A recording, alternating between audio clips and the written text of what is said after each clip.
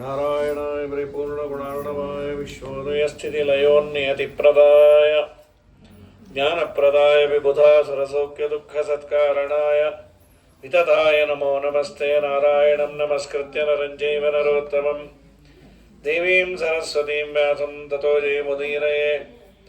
ದ್ವೈಪಾಯನೋಷ್ಟಪುಟನಿಸ್ಸತಮಪ್ರಮೇಯಂ ಪುಣ್ಯಂ ಪವಿತ್ರಮತಪಾಪಹರಂ ಶಿವಂ ಜಯೋ ಭಾರತಂ ಸಮಧಿಗಚ್ಚತಿ ಮಾಚ್ಯಮಾನಂ ಕಿಂ ತಸ್ಯ ಪುಷ್ಕರಜಲೈಃ ಅಭಿಷೇಚನೇನ. ಜಯತಿ ಪರಾಶರಸೂನುಃ ಸತ್ಯವತೀ ಹೃದಯನಂದನೋ ವ್ಯಾಸಃ. ಯಸ್ಯಾಸ್ಯ ಕಮಲಗಲಿತಂ ವಾङ्ಮಯಮೃತಂ ಜಗತ್ಪಿಬತಿ. ಯೋಗೋ ಶತಂ ಕನಕಶೃಂಗಮಯಂ ದದಾತಿ ವಿಪ್ರಾಯ ವೇದವಿದುಷೇ ಬಹುವಿಶ್ರುತಾಯ. ಪುಣ್ಯಾಂ ಚ ಭಾರತಕಥಾಂ ಶೃಣುಯಾಚ್ಚ ತದ್ವತೆ ತುಲ್ಯಂ ಫಲಂ ಭವತಿ ತಸ್ಯ ತತಸ್ಯ ಚೈವ. ಶತಶ್ರಮೇಧಸ್ಯ ತತ್ರ ಪುಣ್ಯಂ ಚತುಸ್ಸಹಸ್ರಸ್ಯ ಶತಕ್ರತೋಶ್ಚ ಭವೇದನಂತಂ ಹರಿವಂಶದಾನಾತ್ ಪ್ರಕೀರ್ತಿತಂ ವ್ಯಾಸಮಹರ್ಷಿಣಾ ಚ. ಅಭ್ರಮಂ ಭಂಗರಹಿತಂ ಅಜಡಂ ವಿಮಲಂ ಸದಾ ಆನಂದತೀರ್ಥಮತುಲಂ ಭಜೆ ತಾಪತ್ರಯಾಪಹಂ. ಪೂಜ್ಯಾಯ ರಾಘವೇಂದ್ರಾಯ ಸತ್ಯಧರ್ಮರತಾಯ ಚ ಭಜತಾಂ ಕಲ್ಪವೃಕ್ಷಾಯ ನಮತಾಂ ಕಾಮಧೇನವೇ. ಸತ್ಯಾಭಿಜ್ಞಕರಾಬ್ಜೋತ್ಥಾನ್ ಪಂಚಾಶದ್ವರ್ಷಪೂಜಕಾನ್ ಸತ್ಯಪ್ರಮೋದತೀರ್ಥಾರ್ಯಾನ್ ನೌಮಿನ್ಯಾಯಸುಧಾರತಾನ್. ಸ್ವಸ್ಥ್ಯಸ್ತ್ವಶೇಷತಾಂ ಅಖಿಲ ಸನ್ಮಂಗಲಾನಿ ಭವಂತು. ಯದುರಾಜನ ವಂಶದಲ್ಲಿ ಕೃಷ್ಣನ ಅವತಾರ ಆಗಿದೆ. ಅದಕ್ಕೆ ಮುಂಚೆ ಪುರುವಿನ ವಂಶ. ಪುರು ಅಂದರೆ ಈ ಚಕ್ರವರ್ತಿಗಳೆಲ್ಲ ಪುರುವಂಶದಲ್ಲೇ ಬಂದದ್ದು. ಅಪ್ಪನ ಮಾತನ್ನು ಕೇಳಿ ಅವನು ತನ್ನ ಅಪ್ಪನ ವೃದ್ಧಾಪ್ಯವನ್ನು ತೆಗೆದುಕೊಂಡು ತಾರುಣ್ಯವನ್ನು ಅಪ್ಪನಿಗೆ ಕೊಟ್ಟದ್ದಕ್ಕೆ ಅವನಿಗೊಂದು ವರ ಕೊಟ್ಟ. ನಿನ್ನ ವಂಶದಲ್ಲಿ ಬಂದವರೆಲ್ಲ ಚಕ್ರವರ್ತಿಗಳಾಗಲಿ ಅಂತ. ಅದು ಪರಂಪರಾಗತವಾಗಿ ಪರೀಕ್ಷಿತನು ಪುರುವಂಶದಲ್ಲೇ ಬಂದದ್ದು. ಯಯಾತಿಯ ಮಗ ಪುರು, ಕಡೆಯ ಮಗ ಇವನು. ಪುರೋಹೋ ವಂಶಮಹಂ ಬ್ರಹ್ಮನ್ನೇ ಶೋತುಮಿಚ್ಛಾಮಿ ತತ್ವತಃ ದೃಖ್ಯೋರನೋಹೋ ಯಥೋಶ್ಚೈವ ತುರ್ವಸೋಶ್ಚ ದ್ವಿಜೋತ್ತಮ. ಎಲ್ಲರ ಬಗ್ಗೆ ಹೇಳಿ ಅಂತಾನೆ. ಪುರುವಂಶದ ಬಗ್ಗೆ ವಿಸ್ತಾರವಾಗಿ ಹೇಳ್ತೇನೆ ಅಂತ ಯಯಾತಿಯ ಮಗನಾದ ಪುರುವಿಗೆ ಜನ್ಮೇಜಯ ಅಂತ ಒಬ್ಬ ಮಗ. ಜನ್ಮೇಜಯನ ಮಗ ಪ್ರಚಿನ್ವಾನ್ ಅಂತ, ಅವನ ಮಗ ಪ್ರವೀರ, ಪ್ರವೀರನ ಮಗ ಮನಸ್ಸು, ಅವನ ಮಗ ಅಭಯದನ ಮಗನೇ ಸುಧನ್ವ, ಸುಧನ್ವನ ಮಗನೇ ಸುಬಾಹು, ಅವನ ಮಗ ರೌದ್ರಾಶ್ವ, ಅವನ ಮಗ ದಶಾರ್ಣೇಯು, ಮೊದಲಾದ 10 ಜನ ಮಕ್ಕಳು ಅವನಿಗೆ. ಅದೆಲ್ಲ ಯು ಯು ಯು ಅಂತ ಬರೋ ಥರನೇ ಇಟ್ಟ್ಯಾರೆ. ದಶಾರ್ಣೇಯು, ಕೃಪಾಣೇಯು, ಕಕ್ಷೇಯು, ಸ್ಥಂಡಿಲೇಯು, ಸಂತತೆಯು, ರುಚೇಯು, ಜಲೆಯು ಅಂಥೇಳಿ ಸ್ಥಲೆಯು ಅಂತ ಹೀಗೆ ಅವರ ಮಕ್ಕಳು. ಅದಲ್ಲದೆ 10 ಹೆಣ್ಣು ಮಕ್ಕಳು. ರುದ್ರ, ಭದ್ರ, ಮಲದ, ಮಲಹ, ಬಲ, ಮಲ, ಆಮೇಲೆ ತಳವ, ಸುರಥ, ಗೋಪಬಲ ಅಂಥೇಳಿ 10 ಮಕ್ಕಳು. ಋಷಿರ್ಜಾತೋ ಅತ್ರಿವಂಶೇಶು ಚಾಸಾಂ ಭರ್ತ ಪ್ರಭಾಕರ ರುದ್ರಾಯಾಮ್. ಅತ್ರಿವಂಶದಲ್ಲಿ ಹುಟ್ಟಿದ ಪ್ರಭಾಕರ ಅಂತ ಒಬ್ಬ ಋಷಿ 10 ಜನ ಸ್ತ್ರೀಯರನ್ನು ಮದುವೆ ಆದನು. ಪ್ರಭಾಕರ ಅಂತ ಒಬ್ಬ ಋಷಿ. ಅವನು ರುದ್ರ ಅನ್ನೋಳಲ್ಲಿ ಸೋಮ ಅನ್ನೋ ಒಬ್ಬ ಪುತ್ರನನ್ನು ಪಡೆದಾನೆ. ಅದಾದ ಮೇಲೆ ಸ್ವರ್ಭಾನುನ ಹತೆ ಸೂರ್ಯೇ ಪತಮಾನೆ ದಿವೋಮಹಿ ತಮೋವಿಭೂತೆ ಲೋಕೆ ಚ ಪ್ರಭಾಯೇನ ಪ್ರವರ್ತಿತ. ಈ ಪ್ರಭಾ ಅನ್ನೋನ ಸಾಮರ್ಥ್ಯ ಎಷ್ಟು ದೊಡ್ಡದು ಅಂದರೆ, ರಾಹು ಸೂರ್ಯನನ್ನು ಹಿಡಿದಾಗ ಕೆಲವು ದಿನ ಸೂರ್ಯ ಇರಲಿಲ್ಲ ಅಂತ. ಆಕಾಶದಲ್ಲಿ ಸೂರ್ಯ ಇರಲಿಲ್ಲ. ರಾಹುವಿನಿಂದ ಗ್ರಸ್ತನಾಗಿ ಸೂರ್ಯ ದೇವಲೋಕದಿಂದ ಭೂಲೋಕಕ್ಕೆ ಬೀಳುವ ಸಂದರ್ಭದಲ್ಲಿ ಬೆಳಕು ಬೇಕಲ್ಲ, ಆಲ್ಟರ್ನೇಟಿವ್. ಈ ಪ್ರಭಾಕರ ಅದನ್ನು ಮಾಡಿದಂತೆ. ಸ್ವಲ್ಪ ಹೊತ್ತು ಸೂರ್ಯನಿದ್ದ ಸ್ಥಳದಲ್ಲಿ ಇದ್ದು ಜಗತ್ತಿಗೆ ಬೆಳಕನ್ನು ನೀಡಿದ ಅಂತ. ಸ್ವಸ್ಥಿತೆ ಸ್ಥಿತಿ ಚೋಕ್ತೋ ವೈ ಪಥಮಾನೋ ದಿವಾಕರ ವಚನಾತ್ತಸ್ಯ ವಿಪ್ರಶೇನ ಪಪಾತ ದಿವೋ ಮಹಿಂ. ಆ ಪ್ರಭಾಕರ ಬೆಳಕನ್ನು ಕೊಟ್ಟು ಸೂರ್ಯನಿಗೆ ಒಳ್ಳೆಯದಾಗಲಿ ಅಂತ ಹೇಳಿದ. ಅವನ ಸೂರ್ಯದೇವ ಭೂಮಿಗೆ ಬೀಳಲಿಲ್ಲಂತೆ. ಹೀಗಾಗಿ ಇವನ ಅತ್ರಿ ಋಷಿಗಳ ಗೋತ್ರದಲ್ಲಿ ವಂಶದಲ್ಲಿ ಬಂದದ್ದರಿಂದ ಸೂರ್ಯ ಒಂದು ವರ ಕೊಟ್ಟ. ನಾನು ಇಲ್ಲದೇ ಇದ್ದಾಗ ನನ್ನ ಕೆಲಸ ಮಾಡಿದೆ, ನಾ ಬೀಳೋದನ್ನು ನೀನು ಅವಾಯ್ಡ್ ಮಾಡಿದೆಲ್ಲ, ನಿನಗೊಂದು ವರ್ಷ ದಾನ ಕೊಡಬೇಕಾದ್ರೆ ಅತ್ರಿಗೋತ್ರದಲ್ಲಿ ಹುಟ್ಟಿದವರಿದ್ದರೆ ತುಂಬ ಶ್ರೇಷ್ಠ ಅಂತ. ಅದೊಂದು ವಿಶೇಷ. ಅದು ಅತ್ರಿಗೋತ್ರದವ್ರು ಗೊತ್ತಿದೆಯೋ ಬಿಟ್ಟಿದೆಯೋ ಹಾಗಾಗಿ ಅಂತೂ ಅದು ಇಲ್ಲೊಂದು ಮಾತಿದೆ, ಅತ್ರಿ ಶ್ರೇಷ್ಠಾನಿ ಗೋತ್ರಾಣಿ, ಗೋತ್ರಗಳಲ್ಲಿ ಅತ್ರಿಗೋತ್ರ ಶ್ರೇಷ್ಠ ಅಂತ. ಯಶ್ಚಕಾರ ಮಹಾತಪಾಹ, ನಮ್ಮ ಗೋವಿಂದರಾಯರು 16 ವರ್ಷ ಮಾಡಿದ್ದಾರೆ. ನಮ್ಮ ಸೋದರ ಮಾವಂದರು ಅತ್ರಿಗೋತ್ರವೇ. ನಮ್ಮ ತಾತನ ಮನೆ ಚಂದ್ರಹಾಸಾಚಾರ್ಯದು ಅತ್ರಿಗೋತ್ರ. ನಿಮ್ಮ ಮನೆಯಲ್ಲಿ ಅವರ ಪುರಾಣ 16 ವರ್ಷ ಖೇಡ ಕೃಷ್ಣಾಚಾರ್ಯದು ಆಗಿದೆ. ಅತ್ರಿಗೋತ್ರ ಅತ್ರಿ ಶ್ರೇಷ್ಠಾನಿ ಗೋತ್ರಾಣಿ ಯಶ್ಚಕಾರ ಮಹಾತಪಾಹ ಯಜ್ಞೇಶು ಅತ್ರಿಧನಂ ಚೈವ ಸುರೈರ್ಯಸ್ಯ ಪ್ರವರ್ತಿತಂ. ಯಜ್ಞದಲ್ಲಿ ದೇವತೆಗಳ ಸಂಪತ್ತನ್ನು ತಂದು ತಂದು ತಂದು ಅತ್ರಿ ಋಷಿಗಳಿಗೆ ಕೊಟ್ರಂತೆ. ಅದೊಂದು ಸ್ವಲ್ಪ ಇತರ ಗೋತ್ರದವರಕ್ಕಿಂತ ಅತ್ರಿಗೋತ್ರದವರು. ಅತ್ರಿಗೋತ್ರದಲ್ಲಿ ಹುಟ್ಟಿದ್ದೇವೆ ಅಂತ ಮಾತ್ರ ಅವ್ರು ಬೆಂತಟ್ಕೋಬಾರ್ದು. ಅವನು ಸ್ನಾನ ಸಂಧ್ಯಾ ವಂದನೆ ದೇವ್ರ ಪೂಜಾ, ನಮ್ದೇನ್ರಿ ಅತ್ರಿಗೋತ್ರ ವರ ಕೊಟ್ಟಿಯಾರ ಎಲ್ಲ ಬಿಟ್ಬಿಡ್ತೀನಿ ಅಂದರೆ ಕಪಾಳಕ್ಕೆ ಹಾಕಬೇಕು. ಎಲ್ಲವೂ ಇದ್ದು 3-4 ಗೋತ್ರದವರಿದ್ದಾಗ ಪ್ರಿಯಾರಿಟಿ ಬಂದು ಅತ್ರಿಗೋತ್ರದವರಿಗೆ ಕೊಡಬಹುದು ಅಂತ ಹರಿವಂಶದಲ್ಲಿ. ಯಾಕೆಂದರೆ ಸೂರ್ಯ ಕೊಟ್ಟ ವರ ಇದು. ಸೂರ್ಯನ ಆಲ್ಟರ್ನೇಟ್ ಕೆಲಸ ಪ್ರಭಾಕರ ಅಂತ ಅತ್ರಿಗೋತ್ರದಲ್ಲಿ ಬಂದವನು ಮಾಡಿದ್ದರಿಂದ ಅಂತ. ಇದಾದ ಮೇಲೆ ರೌದ್ರಾಶ್ವ ಅಂತ ಆ 10 ಮಕ್ಕಳಲ್ಲಿ, ರೌದ್ರಾಶ್ವನ 10 ಮಕ್ಕಳಲ್ಲಿ 3ನೇ ಅವನು ಕಕ್ಷೇಯು ಅಂತ. ಅವನ ಮಗ ಸಹಾನರ, ಅವನ ಕಾಲಾನಲ, ಅವನ ಮಗ ಸೃಂಜಯ, ಸೃಂಜಯನ ಮಗ ಪುರಂಜಯ, ಅವನ ಮಗ ಜನ್ಮೇಜಯ, ಅವನ ಮಗ ಮಹಾಶಾನ. ಜನ್ಮೇಜಯ 3 ಜನ ಬಂದರು. ಮೊದಲೊಬ್ಬ ಬಂದ, ಈಗ ಕಥೆ ಕೇಳ್ತಾ ಇರೋನೊಬ್ಬ ಜನ್ಮೇಜಯ. 3 ಜನ ಇದ್ದಾರೆ ಅಂತ ಹೇಳ್ತಾರೆ. ಮಹಾಮನ, ಆ ಮಹಾಮನನಿಗೆ 2 ಉಶೀನರ ಮತ್ತು ತಿತಿಕ್ಷು ಅಂತ. ಆ ಉಶೀನರನ ಹೆಸರೇ ಶಿಬಿ ಚಕ್ರವರ್ತಿ. ಅವನೇ ಈ ಪಾರಿವಾಳಕ್ಕೆ ಮಾಂಸವನ್ನು ಕಿತ್ತಿ ಕೊಟ್ಟದ್ದು. ತುಂಬ ದೊಡ್ಡ ದಾನಿ. ಹಾಗೆ ಅವನ ಮತ್ತೆ ಮಹಾಮನಸ ಅಂತ ಒಬ್ಬ, ಅವನ ಮಗ 2ನೇ ಮಗ ತಿತಿಕ್ಷು ಅಂತ. ಅವನಿಗೆ ಋಷಧ್ರತ ಅಂತ ಒಬ್ಬ ಮಗ, ಅವನ ಮಗ ವೈನ, ವೈನನ ಮಗ ಸುತಪ, ಅವನ ಬಲಿಯ ಮಗ ಅಂಗ, ವಂಗ, ಕಲಿಂಗ, ಸೂಕ್ಷ್ಮ, ಪುಂಜ. ಇವೆಲ್ಲ ಅಂಗ, ವಂಗ, ಕಲಿಂಗ ಇದೆಲ್ಲ ದೇಶಗಳು. ದೊಡ್ಡ ಮಹಾ ಸಂಕಲ್ಪದಲ್ಲಿ ಹೇಳ್ತಾರೆ ಅಂಗ, ವಂಗ, ಕಲಿಂಗ ಅಂತ. ಅಂಗನ ಮಗ ದಧಿವಾಹನ, ಅವನ ಮಗ ದಿವರಥ, ಅವನ ಮಗ ಧರ್ಮರಥ, ಅವನ ಮಗ ಚಕ್ರರಥ. ದೇಶಾಂ ಜನಪದ ಪಂಚ ವಂಗಾಂಗಾಹ ಸುಹೃದಸ್ಥತ. ಇಷ್ಟು ಹೇಳಿ ಇದಾದ ಮೇಲೆ ಯದುರಾಜನ ವಂಶದಲ್ಲಿ ವಿಶೇಷವಾಗಿ ಕೃಷ್ಣನ ಅವತಾರ ಆಗಿದೆ. ಅದಕ್ಕೆ ಮುಂಚೆ ಇಲ್ಲೆಲ್ಲ ಒಂದಿಷ್ಟು ದೇವತೆಗಳ ದೈತ್ಯರ 2 ಮೀಟಿಂಗೂ ಆಗಿದೆ. ದೈತ್ಯರೆಲ್ಲ ವಿಚಾರ ಮಾಡಿದರು, ನಾವು ಮತ್ತೆ ಅವತಾರ ಮಾಡಿ ಭೂಮಿಯಲ್ಲಿ ಅಲ್ಲೋಲ ಕಲ್ಲೋಲ ಮಾಡಬೇಕು ಅಂತೆಲ್ಲ ಅವರು ವಿಚಾರ ಮಾಡಿದಾಗ ಇದು ಇವರಿಗೆ ಬಿತ್ತು ಕಿವಿಗೆ. ದೇವತೆಗಳಿಗೆ ಗೊತ್ತು. ದೇವತೆಗಳು ಬಂದು ಪ್ರಾರ್ಥನೆ ಮಾಡಿದರು, ಭಗವಂತ ಈಗ ಅವರೆಲ್ಲ ಹುಟ್ಟುತ್ತಾರೆ, ನೀ ಏನಾದರೂ ಮಾಡಬೇಕು ಅಂತ. ಋಷಿಭಿ ಪೂಜಿತಸ್ಥೈಸ್ತು ವಿವೇಶ ವಿಶೇಷವಾಗಿ ಹೇಳಿದಾಗ ಆಯಿತು, ನಾನು ಅವತಾರವನ್ನು ಮಾಡ್ತೇನೆ ಅಂತ. ಕೃಷ್ಣಾವತಾರದ ಬಗ್ಗೆ ಮುಖ್ಯವಾಗಿ ಹೇಳೋದೇನೆಂದರೆ, ಭೂಭಾರ ಹರಣಕ್ಕಾಗಿ ನಾವು ಜಾತಕಂಸವತಾರ್ಥಾಯ ಭೂಭಾರ ಹರಣಾಯ ಚ ಕೌರವಾಣಾಂ ವಿನಾಶಾಯ ದೈತ್ಯಾನಾಂ ನಿಧನಾಯ ಚ. ಇಲ್ಲಿ ತುಂಬ ಮಾತುಗಳಿದ್ದಾವೆ. ಕೃಷ್ಣಾವತರಣೆ ಪಿತಾಮಹ ವಚನಂ. ಕೃಷ್ಣ ಅವತಾರ ಮಾಡಲಿಕ್ಕೆ ಬ್ರಹ್ಮದೇವರು ದೊಡ್ಡ ಲಿಸ್ಟೇ ಕೊಟ್ಟರು, ನೀನು ಅವತಾರ ಮಾಡಿ ಯಾರ್ಯಾರನ್ನು ಕೊಲ್ಲಬೇಕು ಅಂತ ಹೇಳಿ. ನಾರದಸ್ಯ ವಚಸ್ಯ ಸಸ್ಮಿತಂ ಮಧುಸೂದನ ಪ್ರತ್ಯುವಾಚ ಶುಭಂ ವಾಕ್ಯಂ ವರೆಣ್ಯ ಪ್ರಭುರೀಶ್ವರ. ನಾರದರು ಬಂದು ಹೇಳಿದ್ರಂತೆ, ಸ್ವಾಮಿ ಈಗೆಲ್ಲ ಭೂಮಿಗೆ ಭಾರವೂ ಹೆಚ್ಚಾಗಿದೆ, ತ್ರೈಲೋಕ್ಯಸ್ಯ ಹಿತಾರ್ಥಾಯ ಯನ್ಮಾಂ ವದಸಿ ನಾರದ ತಸ್ಯ ಸಮ್ಯಕ್ ಪ್ರವೃತ್ತಸ್ಯ ಶ್ರೂಯತಾಂ ಉತ್ತರಂ ಯಶಃ ವಿದಿತಾ ದೇಹಿನೋ ಜಾತ ಮಯೈತೆ ಭುವಿದಾನವಾಹ ಯಾಂಚ ಯಸ್ತನುಮಾಸ್ತಾಯ ದೈತ್ಯಃ ಪುಷ್ಯತಿ ವಿಕ್ರಮಂ. ನಾನು ಅವತಾರ ಮಾಡಿದಾಗ ಇವರು ಅವತಾರ ಮಾಡಿರ್ತಾರೆ, ಅವನ್ನೆಲ್ಲರನ್ನು ಯುದ್ಧ ಮಾಡಿ ನಾನು ಕೊಲ್ತೀನಿ. ಜಾನಾಮಿ ಕಂಸಂ ಸಂಭೂತಂ ಉಗ್ರಸೇನ ಸುತಂಭುವಿ. ಉಗ್ರಸೇನನ ಮಗನಾಗಿ ಕಂಸ ಹುಟ್ಟ್ಯಾನೆ. ಕೇಶಿ ಅಂತ ಇಲ್ಲೆಲ್ಲ ಕೆಲವು ಅಂಶಗಳನ್ನು ಆಚಾರ್ಯರು ಹೇಳ್ತಾರೆ. ಇಲ್ಲೂ ಇದೆ ಈ ಭಾಗವತದಲ್ಲಿ, ಅದು ನಂತರದಲ್ಲಿ ಇದೆ. ಕಂಸ ಯಾರು, ಏನು, ಎತ್ತ, 6 ಮಕ್ಕಳು ಯಾಕೆ ಸಾಯಬೇಕಾಗಿತ್ತು, ಈ ಅಂಶಗಳ ಬಗ್ಗೆ ಹರಿವಂಶದಲ್ಲಿ ಬೆಳಕಿದೆ. ಈ ಕಂಸ ಮೂಲತಃ ಕಾಲನೇಮಿ ಅನ್ನುವ ಅಸುರ. ಅಸುರರಲ್ಲಿ ತಾರತಮ್ಯ ಇದೆ. ಕಲಿ ಫಸ್ಟು. ಈ ಜೀವೋತ್ತಮರು ವಾಯುದೇವರು ಹೇಗೋ ಜೀವಾಧಮರಲ್ಲಿ ಕಲಿ, ಕಲಿಯ ನಂತರದಲ್ಲಿ ಬರೋನು ವಿಪ್ರಚಿತ್ತಿ ಅಂತ ಎರಡನೇ ಕ್ಯಾಡರರು. ವಿಪ್ರಚಿತ್ತಿಯ ನಂತರ ಬರೋನೇ ಈ ಕಾಲನೇಮಿ ಅನ್ನುವ ಅಸುರ. ಅಸುರ ತಾರತಮ್ಯ ಅಲ್ಲಿ ಮೂರನೇ ಅವನು.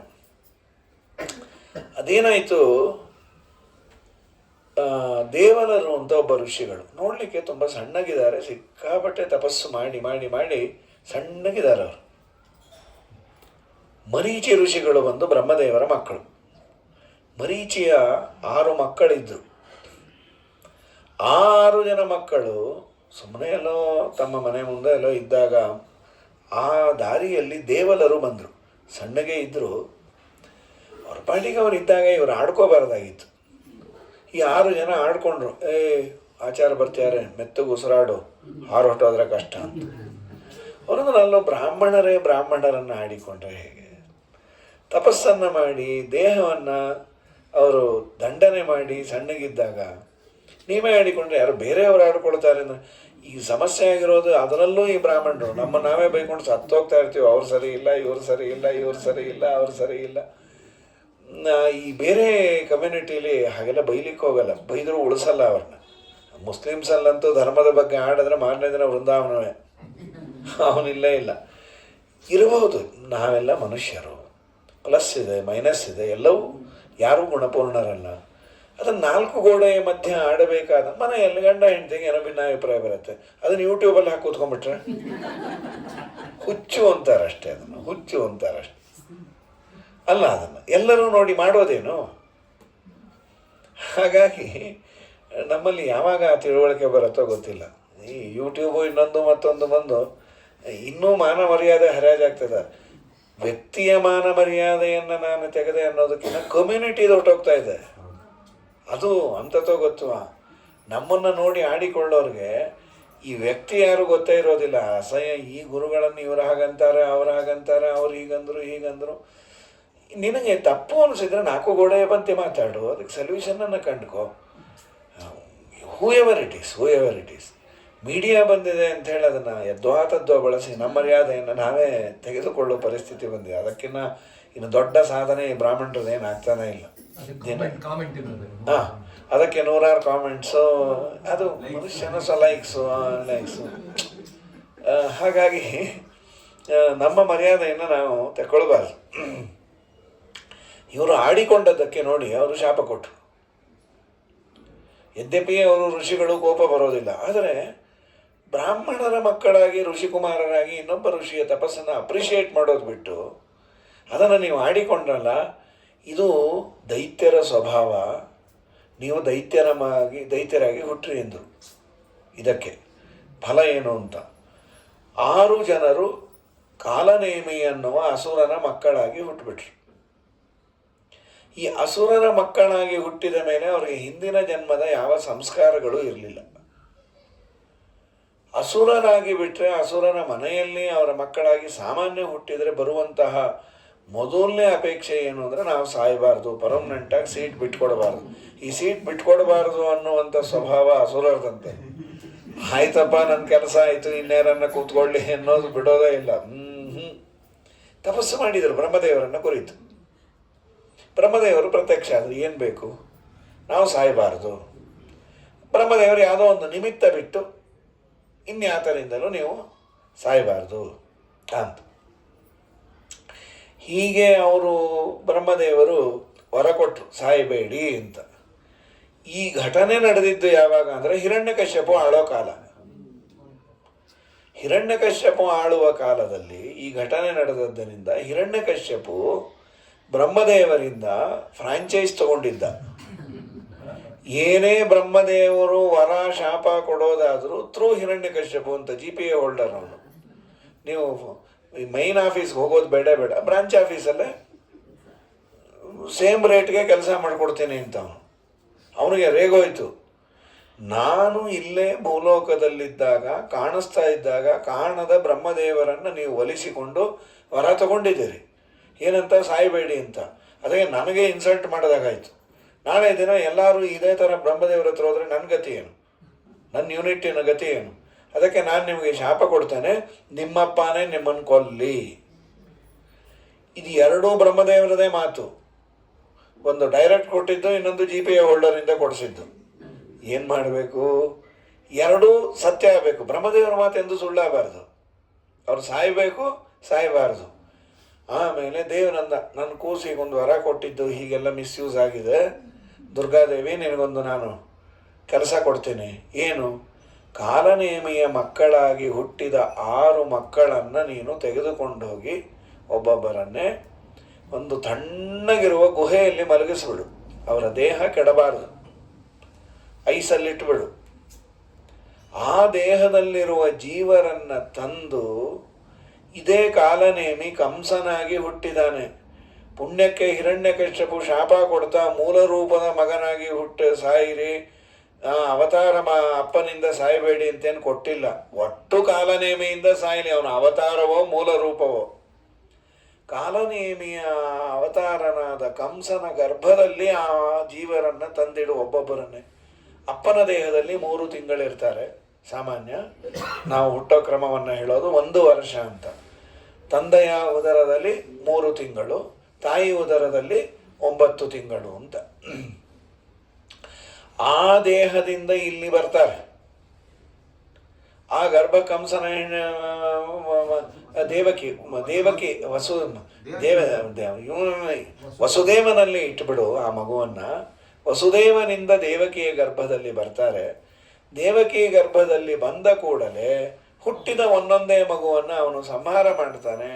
ಆ ಜೀವನನ್ನು ತಂದು ಮತ್ತೆ ಆ ದೇಹದಲ್ಲಿ ಇಟ್ಬಿಡು.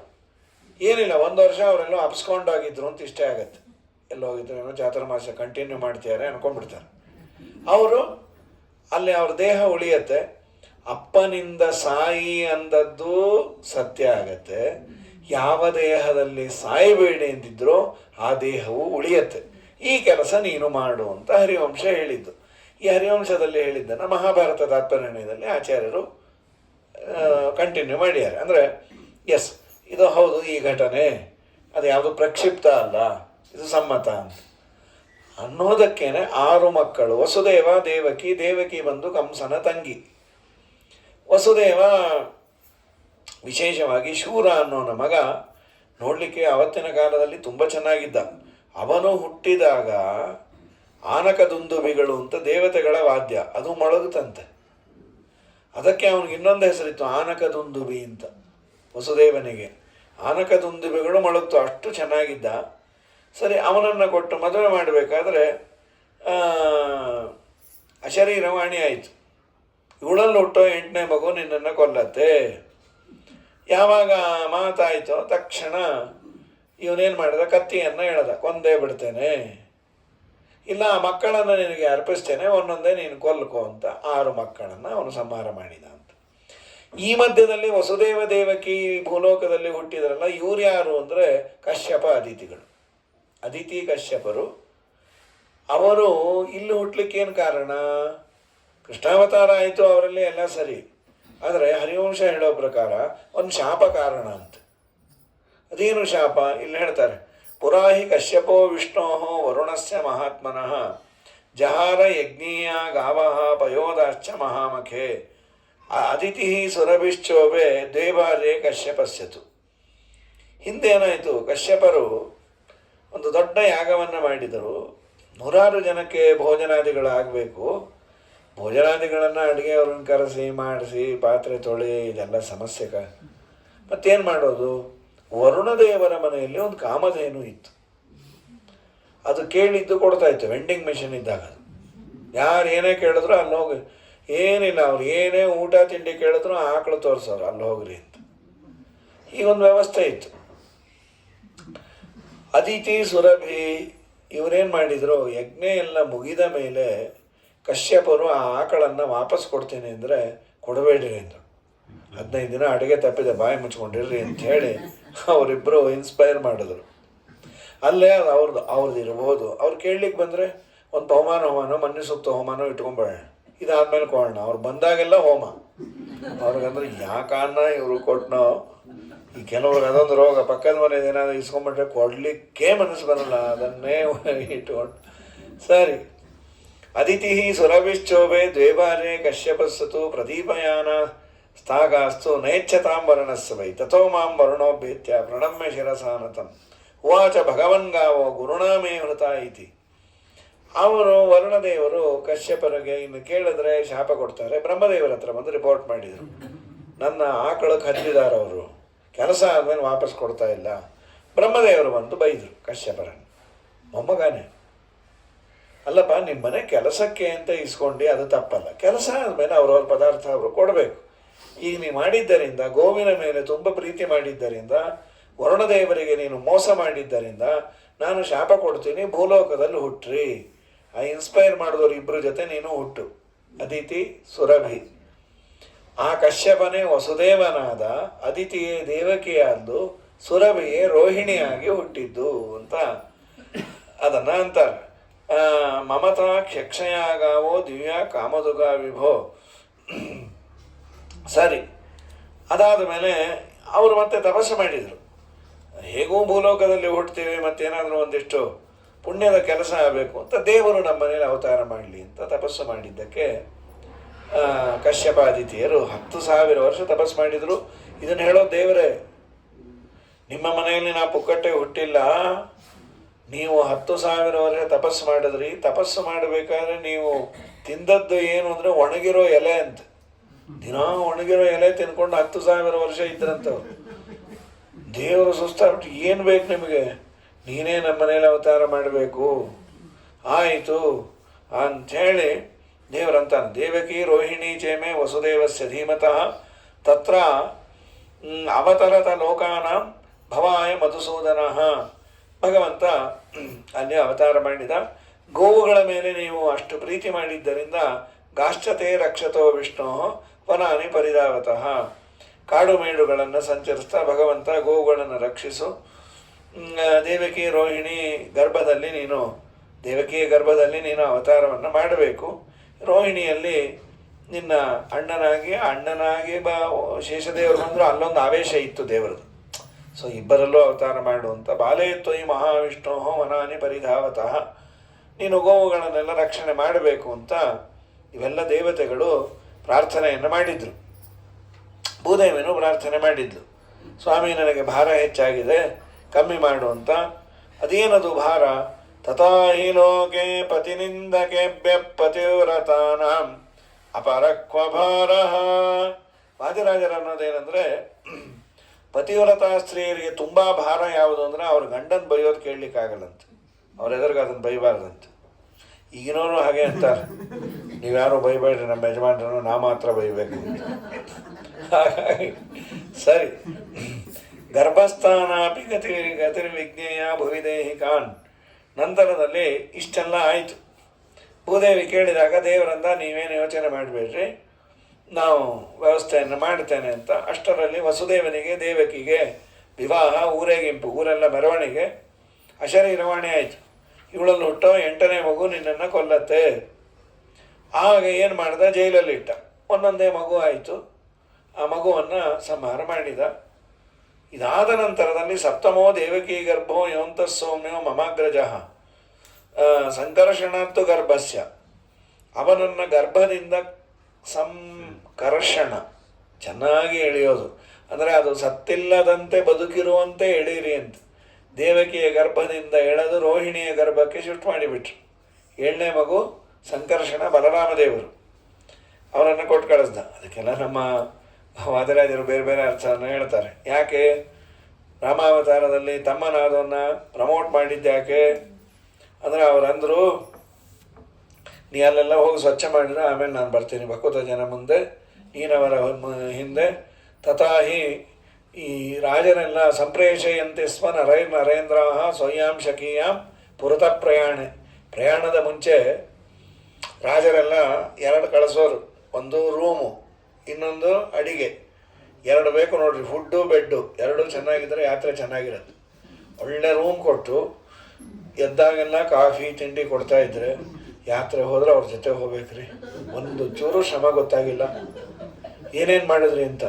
ಅವ್ರು ಎಲ್ಲಿ ಇಳಿ ಅಂದ್ರೆ ಅಲ್ಲಿ ಇಳಿತಾ ಇದ್ರಿ, ಎಲ್ಲಿ ತಿನ್ನೋ ಅಂದ್ರೆ ಅಲ್ಲಿ ತಿಂತಾಯಿದ್ರಿ. ಪಿಂಡ ಪ್ರದಾನ ಬೇಕಾದರೆ ಮಾಡಿ, ಸಾಕಾರೆ ಬಿಡಿ ಅಂದರು. ಇಂಥವ್ರ ಜೊತೆ ಹೋಗ್ಬೇಕು ಅಂತ. ಅಂಥವ್ರ ಜೊತೆ ಹೋಗಿ ಏನು ಬಂತು, ನಿನ್ನ ಪಾಡಿ ನೀ ಏನೋ ಮಾಡಿಕೊಂಡ್ರೆ ಸ್ವಲ್ಪ ದೇಹದಂಡನೇನೋ ಆಗಬೇಕು. ಅಂತೂ ಅದಿರಲಿ, ನಾವು ಈಗೆಲ್ಲ ಯಾತ್ರೆ ಗೀತ್ರೆ ಹೋಗ್ಬೇಕಾದ್ರೆ ತೊಗೊಂಡು ಹೋಗ್ತೀವಲ್ಲ, ಮಡಿವಂತರು ಅಂತಂದ್ರೆ ಮಹಾ ಕಷ್ಟ. ಅದು ಒಂದು 5 ಪ್ಯಾಕೆಟ್ ಅವಲಕ್ಕಿ, ತೆಳು ಅವಲಕ್ಕಿ, ಕುಟ್ಟ ಅವಲಕ್ಕಿ, ಕೆಟ್ಟ ಅವಲಕ್ಕಿ, ಕೆಟ್ಟ ಅವಲಕ್ಕಿ ಅಂತ ಯಾರಿಗಾನ ಕೊಡಲಿಕ್ಕೆ, ಇನ್ನು ಉಂಡೆ ಅವಲಕ್ಕಿ. ಈ ಮಧ್ಯೆ ಬರೀ ಉಂಡೆ ಅವಲಕ್ಕಿ ಅಂದರೆ ಬೇಜಾರಾಗುತ್ತೆ. ಈಗೆಲ್ಲ ಸ್ವಲ್ಪ ಅಡ್ವಾನ್ಸ್ ಆಗಿದ್ದಾರೆ. ಚಕ್ಲಿ, ಕೋಡುಬಳೆ, ಅದು ಮುಸರೆ ಆಗಿರಬಾರ್ದು, ತಂದಿರಬೇಕು, ಗರಿ ಗರಿ ಇರಬೇಕು. ಮುಸರೆ ಆಗದೆ ಮಾಡೋದು ಹೇಗೆ ಅಂದರೆ, ಅದಕ್ಕೇನೇನೋ ಎಳ್ಳೀರು ಹಾಕಿ ಒಂದು ಕಲಸಿದ್ವಿ, ಇನ್ನೊಂದಕ್ಕೆ ಮೊಸರು ಹಾಕಿ ಕಲಸಿ ಅಂತ ಹೇಳ್ತಾರೆ. ಅದು ಈ ಭಾಳ ಮೊಸರು ಬಿಟ್ಟರೆ ಹುಳಿ ಬೇರೆ ಬರ್ತಾವೆ. ಅದಕ್ಕೆ ಯಾರೋ ಅಂದರು, ಹುಳಿ ಬರದೇ ಇರೋ ಥರ ಮೊಸರು ಹೇಗೆ ಅಂತ. ಅದು 200 ಲೀಟ್ರ್ ನೀರಿಗೆ ಒಂದು ಉದ್ಧರಣೆ ಒಗದೀವಿ ಅಂದ್ರೆ ಅದು ಮೊಸರು. ಹೀಗೆಲ್ಲ ವ್ಯವಸ್ಥೆ. ಈಗ ನಮ್ಮ ದೇವರು ಸಂಪ್ರೇಷಯಂತಿ ಸ್ಮರಯನ್ನರೇಂದ್ರ ಸ್ವಯಂ ಶಕೀಯಂ ಪುರತಃ ಪ್ರಯಾಣೆ ಗರ್ಭಕಾಲೇ ಸಂಪೂರ್ಣೆ. ಪರಮಾತ್ಮ ಬಂದು ಕೂತಿಯಾನೆ. ಬಂದು ಕೂತಾಗ 8ನೇ ಗರ್ಭ. ವಿಶೇಷವಾಗಿ ಗರ್ಭಸ್ತುತಿ ಅಂತ ಇದೆ, ಇಲ್ಲಿಲ್ಲ, ಭಾಗವತದಲ್ಲಿ ಗರ್ಭಸ್ತುತಿ ಮಾಡ್ಯಾರೆ. ಮತ್ತು ದೇವರು ಪೂರ್ಣ 9 ತಿಂಗಳು ಇಲ್ಲಂತೆ. ಶ್ರೀಮದಾಚಾರ್ಯ ನಿರ್ಣಯದಲ್ಲಿ ಅದೇ ಹೇಳ್ತಾರೆ, 7.5 ತಿಂಗಳಿಗೆ ದೇವರು ಅವತಾರ ಮಾಡಿದ್ದು. ಇಲ್ಲೂ ಅದೇ ಮಾತು, ಗರ್ಭಕಾಲೇ ತ್ವಸಂಪೂರ್ಣೆ ಅಷ್ಟಮೇ ಮಾಸಿತೇ ಸ್ತ್ರೀಯೋ. 8ನೇ ತಿಂಗಳಿಗೆ ಇಬ್ಬರು ಹಡಿದ್ರು ಅಂತ. ಶ್ರೀಮದಾಚಾರ್ಯರು 7.5 ತಿಂಗಳ ಗರ್ಭವಾಸ ಆದ ಬಳಿಕ ಕೃಷ್ಣಾವತಾರ ಆಯಿತು ಅಂತ. ಸಾಮಾನ್ಯವಾಗಿ 10.5 ತಿಂಗಳು ಅಂತ ಅನ್ನೋದು, ಈ ವಾದಿರಾಜರು 10.5 ತಿಂಗಳು ಅಂತಂದಿದ್ದಾರೆ. ಇದೇನಿದು, ಒಂದೊಂದು ಕಡೆ ಒಂದೊಂದಾದರೆ 8 ತಿಂಗಳಿದ್ದ. ವಾದಿರಾಜರು ಹೇಳಿದ್ದು ಅಪ್ಪನಲ್ಲಿ 3 ತಿಂಗಳಿದ್ದದ್ದನ್ನು ಹೇಳಿ, ಈ ಅಮ್ಮನಲ್ಲಿ 6.5 ತಿಂಗಳಿದ್ದದ್ದನ್ನು, ಹಾಗಾಗಿ 7.5 ತಿಂಗಳು ಮತ್ತು 10.5 ತಿಂಗಳದು ವಿರುದ್ಧ ಅಲ್ವಾ ಅಂದರೆ, ಅದಕ್ಕೆ ದೇವಕಿಯ ಗರ್ಭದಲ್ಲಿ ಭಗವಂತ 3 ತಿಂಗಳು, ಕೃಷ್ಣಕೇಶದಿಂದ 7.5 ತಿಂಗಳು ವಾಸ ಮಾಡಿದ, ಒಟ್ಟಾರೆ 10.5 ಅಂತ ಹೀಗೊಂದು ಅಭಿಪ್ರಾಯ ಅಂತ ಅದು ಒಂದು ಮಾಡಿಬಿಟ್ರು. ಅಂದರೆ ರೋಹಿಣಿಯ ಗರ್ಭದಲ್ಲಿದ್ದ ಬಲರಾಮ ಹಾಗೂ ಕೃಷ್ಣ ಇಬ್ಬರನ್ನೂ ತೆಗೆದುಕೊಂಡು ಬಿಟ್ರೆ 3 ತಿಂಗಳು ಅಲ್ಲಿದ್ದ ಬಲರಾಮ ದೇವರು ದೇವಕಿಯ ಗರ್ಭದಲ್ಲಿ 3 ತಿಂಗಳಿದ್ದ. 3 ತಿಂಗಳಾದಮೇಲೆ ಅದನ್ನು ಎಳೆದು ಇಲ್ಲಿ ಶಿಫ್ಟ್ ಮಾಡಿದ್ದು. ಅಲ್ಲಿ ದೇವರ ಒಂದು ಆವೇಶ ಉಂಟು, ಶುಕ್ಲಕೇಶಾವೇಶ ಅಂತ ಬಲರಾಮ ದೇವರಲ್ಲಿ. ಸೊ 3 ತಿಂಗಳು ಅಲ್ಲಿ ಇದ್ದದ್ದರಿಂದ ಸಮಸ್ಯೆ ಇಲ್ಲ. 3.5 ತಿಂಗಳು.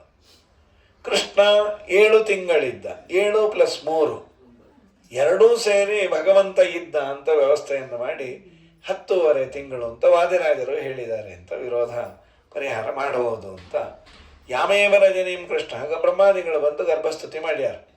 ಸತ್ಯೋರತಂ ಸತ್ಯಪರಂ ತ್ರಿಸತ್ಯಂ ಸತ್ಯಸ್ಯ ಯೋನಿಂ ನಿಹಿತಂಚ ಸತ್ಯಂ ಸತ್ಯಸ್ಯ ಸತ್ಯಂ ಉತ ಸತ್ಯನೇತ್ರಂ ಸತ್ಯಾತ್ಮಕಂ ತ್ವಾಂ ಶರಣಂ ಪ್ರಪನ್ನಾಃ.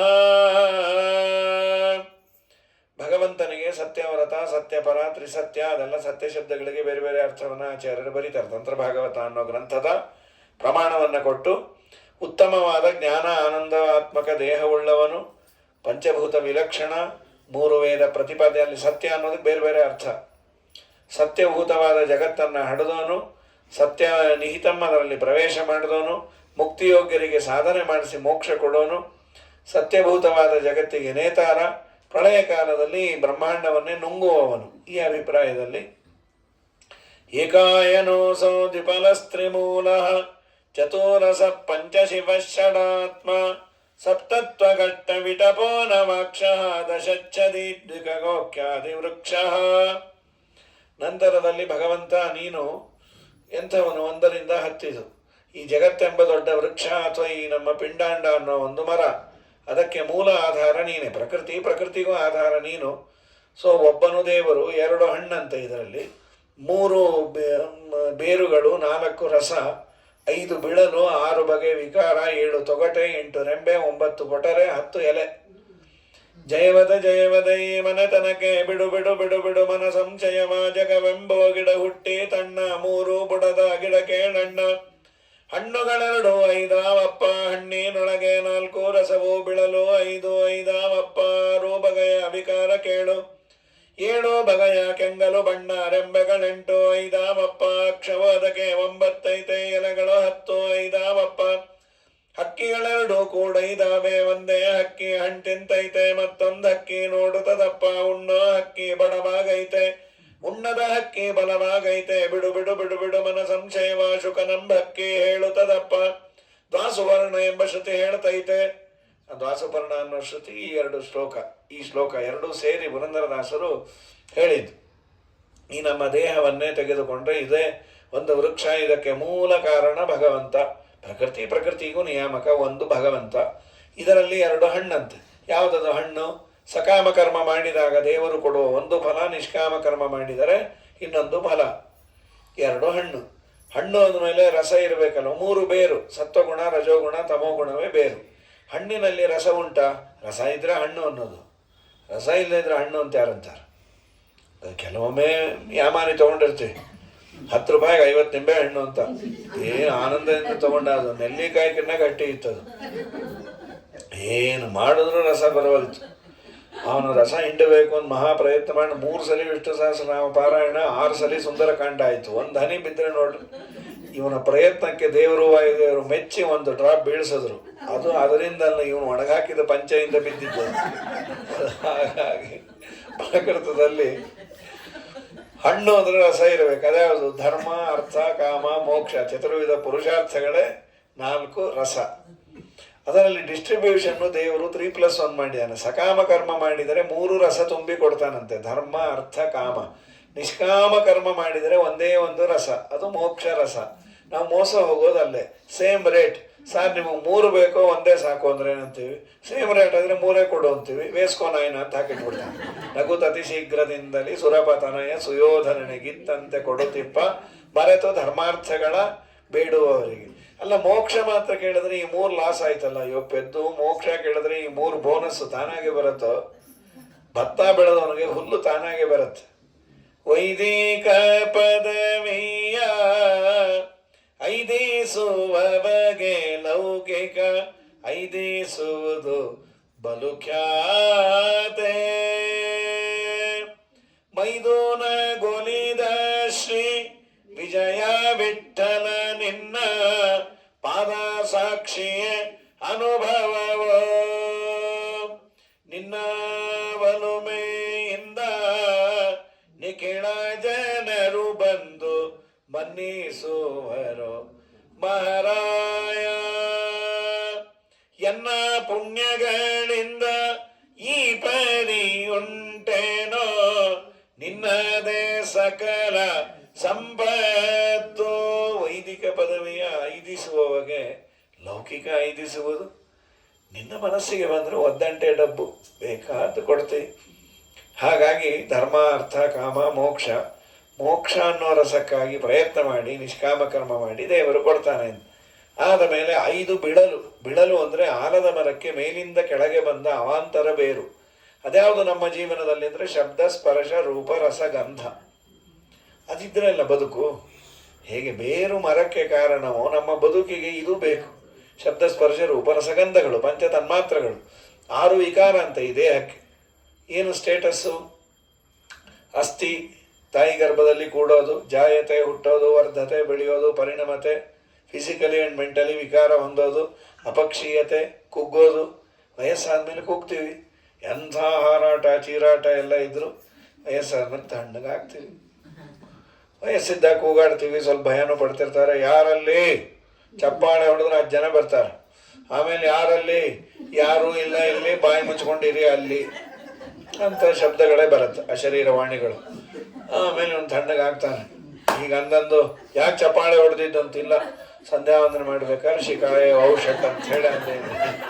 ಹಾಗಾಗಿ ಅದೆಲ್ಲವೂ ಎಲ್ಲರ ಮನೆ ದೋಸೆ ತೂತೆ, ಅದು ಇದು ಸಹಜ ಧರ್ಮ. ವಯಸ್ಸಾಗ್ತಾ ದೇಹದ ಆರೋಗ್ಯ ಕಮ್ಮಿ ಅಂತಾಯಿತು ಅಂತಂದರೆ ಆವಾಗ ಅದನ್ನು ನಾವು ಅರಿತುಕೊಂಡು ತಣ್ಣಗಿದ್ರೆ ಚೆನ್ನಾಗಿರ್ತೀವಿ. ಹಳೆಯದೇ ನೆನಪು ಮಾಡ್ಕೊಂಡು ಒದ್ದಾಡ್ತಾ ಇದ್ರೆ ಅದಕ್ಕಿನ್ನ ಇಟ್ಟಂಗೆ ಇರುವೇನೋ ಹರಿಗೆ ಎನ್ನದ ಹೊರೆಯೇ. ನೀನು ಒಂದು ದಿನ ಹಾಗೂ ಇಡ್ತೀವಿ, ಒಂದು ದಿನ ಹೀಗಿಡ್ತೀವಿ. ಇದು ನೀನು ನಾನು ಏನನ್ನು ಕೇಳಿಕೊಂಡು ಬಂದೀನೋ ಹಾಗಿಡ್ತೀವಿ ಅಂದ್ಕೊಂಡ್ರೆ ಮಾನಸಿಕವಾಗಿ ನಾವು ಸನ್ನದ್ಧರಾಗಿದ್ದರೆ ಹಾಯ್ ಅಂತಿರ್ತೀವಿ. ಇಲ್ಲ ಅಂದರೆ ತುಂಬ ಕಷ್ಟ. ನಾನು ಹೇಗೇಗೋ ಇದ್ದೆ ಅಂದರೆ ಆಗ ಬೈತಾ ಇರ್ತಾರೆ ಈಗಿನ ಮಕ್ಕಳು. ನಾನು ನಮ್ಮ ಅಪ್ಪಂಗೆ ಎಷ್ಟು ಹೆದರ್ಕೋತಾ ಇದ್ದೆ, ನೀನು ನೋಡು ಅಂದರೆ ನಿಮ್ಮನ್ನು ಯಾವನು ಹೆದರ್ಕೋ ಅಂದವನು ಅಂದ್ಬಿಟ್ಟು. ನಾ ಹೆದರ್ಕೋತೀನಿ ಅನ್ನಲ್ಲ, ನಿಮ್ಮನ್ನು ಯಾವನು ಹೆದರ್ಕೋ ಅಂದವನು. ಏನು ನಿಮ್ಮಪ್ಪ ಹುಲಿನ ಸಿಂಹನ? ನಾನು ಇರಬೇಕಾಗಿತ್ತು, ಆಗ ತಾತಂಗೂ ಮಾಡ್ತಾ ಇದ್ದೆ. ಅದೊಂದು ಪುಣ್ಯ ಸದ್ಯ ನೀ ಬರೋದ್ರಲ್ಲೇ ಅವ್ರು ಹೋದರು ಅಂತ. ಹೀಗಾಗಿ ವೈದಿಕ ಪದವಿಯ ನಮ್ಮ ಸ್ವಾಮಿ 6 ವಿಕಾರ 7 ತೊಗಟೆ. ತೊಗಟೆಗಳು ಯಾವುದು ಈ ಮರಕ್ಕೆ ಅಂದರೆ ತ್ವಕ್, ಚರ್ಮ, ರುಧಿರ, ಅಸ್ಥಿ, ಮಾಂಸ, ಮೇಧ, ಮಜ್ಜ, ಸಪ್ತ ಧಾತುಗಳು. 8 ರೆಂಬೆಗಳಂತೆ. 8 ಬಗೆಯ ದೇಹ ಜೀವನಿಗೆ. ದೇವತೆಗಳು, ಗಂಧರ್ವರು, ಮನುಷ್ಯರು, ಪಿಶಾಚರು, ಪ್ರಾಣಿಗಳು, ಹೀಗೆಲ್ಲ 8 ಬಗೆ. 9 ಪೊಟರೆ, ನವಾಕ್ಷ, 9 ನವದ್ವಾರಗಳು, 10 ಎಲೆ. ಪಂಚ ಜ್ಞಾನೇಂದ್ರಿಯ, ಪಂಚಕರ್ಮೇಂದ್ರಿಯ. ಎಲೆ ಇದ್ರೆ ಮರ ಇರುತ್ತೆ. ಹಾಗೆ ನಮ್ಮ ಇಂದ್ರಿಯಗಳಿದ್ರೆ ವಿ ಕ್ಯಾನ್ ಸರ್ವೈವ್. ಇಂದ್ರಿಯ ಇಲ್ಲ ಅಂತಂದರೆ ಆ್ಯಕ್ಚುಯಲ್ ಆಗಿ ದೇಹ ಅಂತ ಕರೆಯೋದೇ ಇಂದ್ರಿಯಗಳ ಕಾಂಪ್ಲೆಕ್ಸ್. ಅದು ಇಂದ್ರಿಯಗಳಿಲ್ಲದೆ ದೇಹ ಅಂತ ಇಲ್ಲ. ಮನೆ ಅಂತ ಆಗಬೇಕಾದ್ರೆ ಅದರಲ್ಲಿ ಸಪ್ರೇಷನ್ ಬೇಕಲ್ಲ. ಪಾಲಿಟಿಷನ್ಸು, ಇದು ಅಡುಗೆ ಮನೆ, ಇದು ರೂಮು, ಇದು ಬಚ್ಚಲ ಮನೆ, ಯಾವುದೂ ಇಲ್ಲದೆ ಮನೆ ಹೇಗಿದೆ ಅಂದರೆ ಮನೆ ಅನ್ಬೇಡ್ರಿ, ಹಾಲ್ ಅನ್ರಿ. ಮನೆ ಅಂತ ಆಗಬೇಕಾದ್ರೆ ಚಿಕ್ಕದೋ ದೊಡ್ಡದೋ there must be some partition. ಹಾಗೆ ಇಂದ್ರಿಯಗಳ ಸಂಘಾತವೇ ದೇಹ. ಇನ್ನು ಪಂಚಜ್ಞಾನೇಂದ್ರಿಯ, ಪಂಚಕರ್ಮೇಂದ್ರಿಯ, ಇದರ ಮೇಲೆ 2 ಹಕ್ಕಿ ಕೂತಿದೆ. ಒಂದು ಜೀವಾತ್ಮ, ಇನ್ನೊಂದು ಪರಮಾತ್ಮ, ಒಂದು ಆಸುಪರಣ ಅಂತ ಆ ಶ್ರುತಿ ಹೇಳಿದ್ದು. ಅದು ತಿನ್ನೋದು ಜೀವ, ಕರ್ಮ ನಿರ್ಮಿತವಾದಂತಹ ಫಲವನ್ನು. ನೋಡೋನು ದೇವ. ಸಾಮಾನ್ಯ ತಿಂದೋನು ಗಟ್ಟಿಮುಟ್ಟಿಯಾಗಿರಬೇಕು, ನೋಡೋನು ಒದ್ದಾಡಬೇಕು. ಇಲ್ಲಿ ವರ್ಷ ತಿಂದೋನು ಒದ್ದಾಡಿ ಸಾಯ್ತಾ ಇದ್ದಾನೆ, ಪೂರ್ವಾಷಾಢ ಉತ್ತರಾಷಾಢ. ನೋಡೋನು ಇದು ಉಣ್ಣೋ ಹಕ್ಕಿ ಬಡವಾಗೈತೆ, ಉಣ್ಣದ ಹಕ್ಕಿ ಬಲವಾಗೈತೆ, ಬಿಡು ಬಿಡು ಬಿಡು ಬಿಡು ಮನಸಂಶಯವ ಅಂತ ಆ ಶ್ಲೋಕವನ್ನು ಅರ್ಥ ಮಾಡಿ, ಶೃಣ್ವನ್ ಗಣನ್ ಸಂಸ್ಮರಯನ್ ಚ ಚಿಂತಯನ್ ನಾಮಾನಿ ರೂಪಾಣಿ ಚ ಮಂಗಲಾನಿ ತೇ ಕ್ರಿಯಾಸು ಯತ್ವಚ್ಚರಣಾರವಿಂದಯೋ ಆವಿಷ್ಟಚಿತ್ತಃ ನ ಭವಾಯ ಕಲ್ಪತೆ. ಭಗವಂತ, ನಿನ್ನ ಅವತಾರದಿಂದ ನಿನಗೆ ಯಾವ ಪ್ರಯೋಜನವೂ ಇಲ್ಲ. ನಮಗೆ ತುಂಬ ಪ್ರಯೋಜನ ಇದೆ. ಏನು ಕೃಷ್ಣಾವತಾರದಿಂದ ಅಥವಾ ದೇವರ ಅವತಾರದಿಂದ ನಮಗೇನು ಪ್ರಯೋಜನ? ದ್ವಾಪರದಲ್ಲಿ ಇದ್ದ ಜನಕ್ಕೆ ಪ್ರಯೋಜನ ಇತ್ತು ಅಂದರೆ ಓಕೆ, ಒಪ್ಪಿಕೊಳ್ಳುವನು. ಕಾಂಟೆಂಪರರ್ಸ್ಗೆ ದೈತ್ಯರನ್ನು ಸಂಹಾರ ಮಾಡಿದ ಅಂತ. ಇವತ್ತು ಕೃಷ್ಣಾವತಾರದಿಂದ ನನಗೇನು ಪ್ರಯೋಜನ? ಪಂಚಾಂಗ ಬಂದ ಕೂಡಲೇ ಅಂತೂ ನೋಡುದು ಈ ಸಲ ಬೆಳಗ್ಗೆನೇ ಹಾಕ್ಯಾರು ರಾಜಮಠರು, ಪ್ರಾತರೇವ ಪಾರಣಂ ಅಂತ. ಹಾಗಾಗಿ ಏನು ಅದಕ್ಕೆ ಅಂದರು, ಭಗವಂತ ನೀನು ಅವತಾರ ಮಾಡಿ ಅನೇಕ ಲೀಲೆಗಳನ್ನು ಮಾಡದೇನೆ ಇದ್ರೆ ನಾವೇನು ಹೇಳಬೇಕು, ಕೊಂಡಾಡಬೇಕು? ನಮ್ಮೆಲ್ಲರ ಭಾಗ್ಯ ಹಿಂದೂಗಳದು. ಬೇಕಾದಷ್ಟು ಅವತಾರಗಳ ಕಥೆ ಇದೆ, ಅದನ್ನು ಸ್ತೋತ್ರ ಮಾಡಬಹುದು, ಹಾಡಬಹುದು, ಕೊಂಡಾಡಬಹುದು. ಬೇರೆ ವೆಸ್ಟರ್ನ್ ಫಿಲಾಸಫಿಗೆ ಈ ಭಾಗ್ಯ ಇಲ್ಲ. ಏನೇನೋ ಅಸಂಪ್ಷನ್ಸ್ ಅಷ್ಟೇ ಅಲ್ಲಿ. ಅವರು ಸರಿ ಇತ್ತೀಚೆಗೆ ಇವರೆಲ್ಲ ಕ್ರಿಶ್ಚಿಯನ್ಸು ನಮ್ಮ ಸ್ತೋತ್ರ ಥರ ಎಲ್ಲ ಮಾಡಿಟ್ಬಿಟ್ಟಾರಪ್ಪ. ಅವರು ಅಷ್ಟಾವಧಾನ ಮಾಡ್ತಾರೆ, ಅವರು ರಥೋತ್ಸವ ಮಂತ್ರಗಳೆಲ್ಲ ನಮ್ಮ ಥರನೇ, ಯೇಸುವೆ ನಮಃ ಅಂಥೇಳಿ ಕಡೆಗೆ ಸೇರಿಸ್ಬಿಡ್ತಾರೆ. ಹೀಗಾಗಿ ಅದು ಏನಾಗಿದೆ ಅಂದರೆ, ಈ ಕನ್ವರ್ಟ್ ಆದಂತಹ ಹಿಂದೂಗಳಿಗೆ ಈ ಮಂತ್ರ ಕೇಳದೆ ಇದ್ರೆ ಆಗಲ್ಲ. ಅಲ್ಲಿ ಏನೇನೇನೇನೇನೇನೇನು ಇರಲಿಲ್ಲ, ಅಯ್ಯ ಬೇಡಪ್ಪ ಅಲ್ಲೇ ಹೋಗೋಣ ಅಂಗವಾಪ ಅಂಥೇಳಿ ಅವ್ರು ತಮಿಳೇನು ಹೊರಟುಬಿಟ್ರು. ಅದಕ್ಕೆ ಅವ್ರನ್ನ ಹಿಡ್ಕೋಬೇಕು ಅಂತ ಇವ್ರು ಯಾರೋ ಬುದ್ಧಿವಂತರು ಏನು ಮಾಡಿಟ್ಬಿಟ್ರು, ಆ ಮಂತ್ರಕ್ಕೆಲ್ಲ ಏಸು ಅಂತ ಸೇರಿಸ್ಬಿಟ್ಟು ಅದೇ ಲೇಸು ಅಂತ ಹುಚ್ಚುಚ್ಚು ಮಾಡಿಟ್ಟ್ಯಾರ. ಇದೆಲ್ಲ ಕಡೆಗೆ ಇನ್ನೊಂದಿನ ಅಂತಾರೆ ನಮ್ಮದೇ ನೀವು ಕದ್ರಿ ಅಂತ. ಅಷ್ಟೇ ಇದಾಗೋದು ಪಾಪಿಗಳು. ಪ್ರಕೃತದಲ್ಲಿ ಭಗವಂತನನ್ನು ಶೃಣ್ವನ್ ಗೃಣನ್ ಸಂಸ್ಮರಯನ್ಶ್ಚ, ಯಾರು ನಿನ್ನ ಕಥೆಯನ್ನು ಕೇಳ್ತಾರೆ, ಅದನ್ನು ಸ್ಮರಣೆ ಮಾಡ್ತಾರೆ, ಅದನ್ನು ಮೇಲಿಂದ ಮೇಲೆ ಉಚ್ಚಾರಣೆ ಮಾಡ್ತಾರೆ, ಅವರು ನಿನ್ನ ನಾಮ ಹಾಗೂ ಆ ನಾಮದ ಅರ್ಥಾನುಸಂಧಾನದಲ್ಲೇ ತನ್ಮಯರಾಗಿ ಬಿಡ್ತಾರಲ್ಲ, ಅವರಿಗೆ ಫಲ ಏನು ಅಂದರೆ ಪುನಃ ತಾಯಿ ಗರ್ಭಕ್ಕೆ ಬರಲ್ಲ. ಆವನ ಶ್ರವಣ ಮನನ ನಿಧಿಧ್ಯಾಸನ ಆ ವಿಷ್ಣುವಿನ ಭಕ್ತಿ ಮಹಾಪ್ರಸಾದಂಗಳು ಕೈವಲ್ಯ ಪದಕ್ಕೆ ಕಿದನೇಚ್ಚಣಿಕೆಂದು ಭಾವಜ್ಞರು ಪೆಳ್ವರು, ವೇದ ಭಾವಜ್ಞರು ಪೆಳ್ವರು.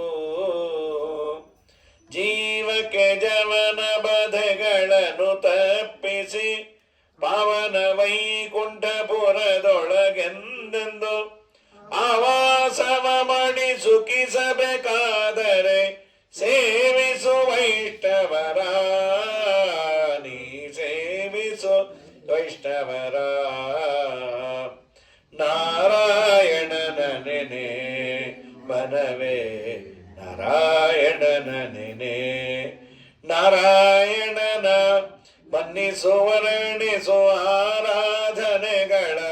ಮಾಡುತ್ತ ಪಾಡುತ್ತ ನೀರಾಜನದಿಂದರ್ಚಿಸು ಮೆಚ್ಚಿಸು ಪಾರಾಯಣ ಪ್ರಿಯನ ವೇದ ಪಾರಾಯಣ ಪ್ರಿಯನ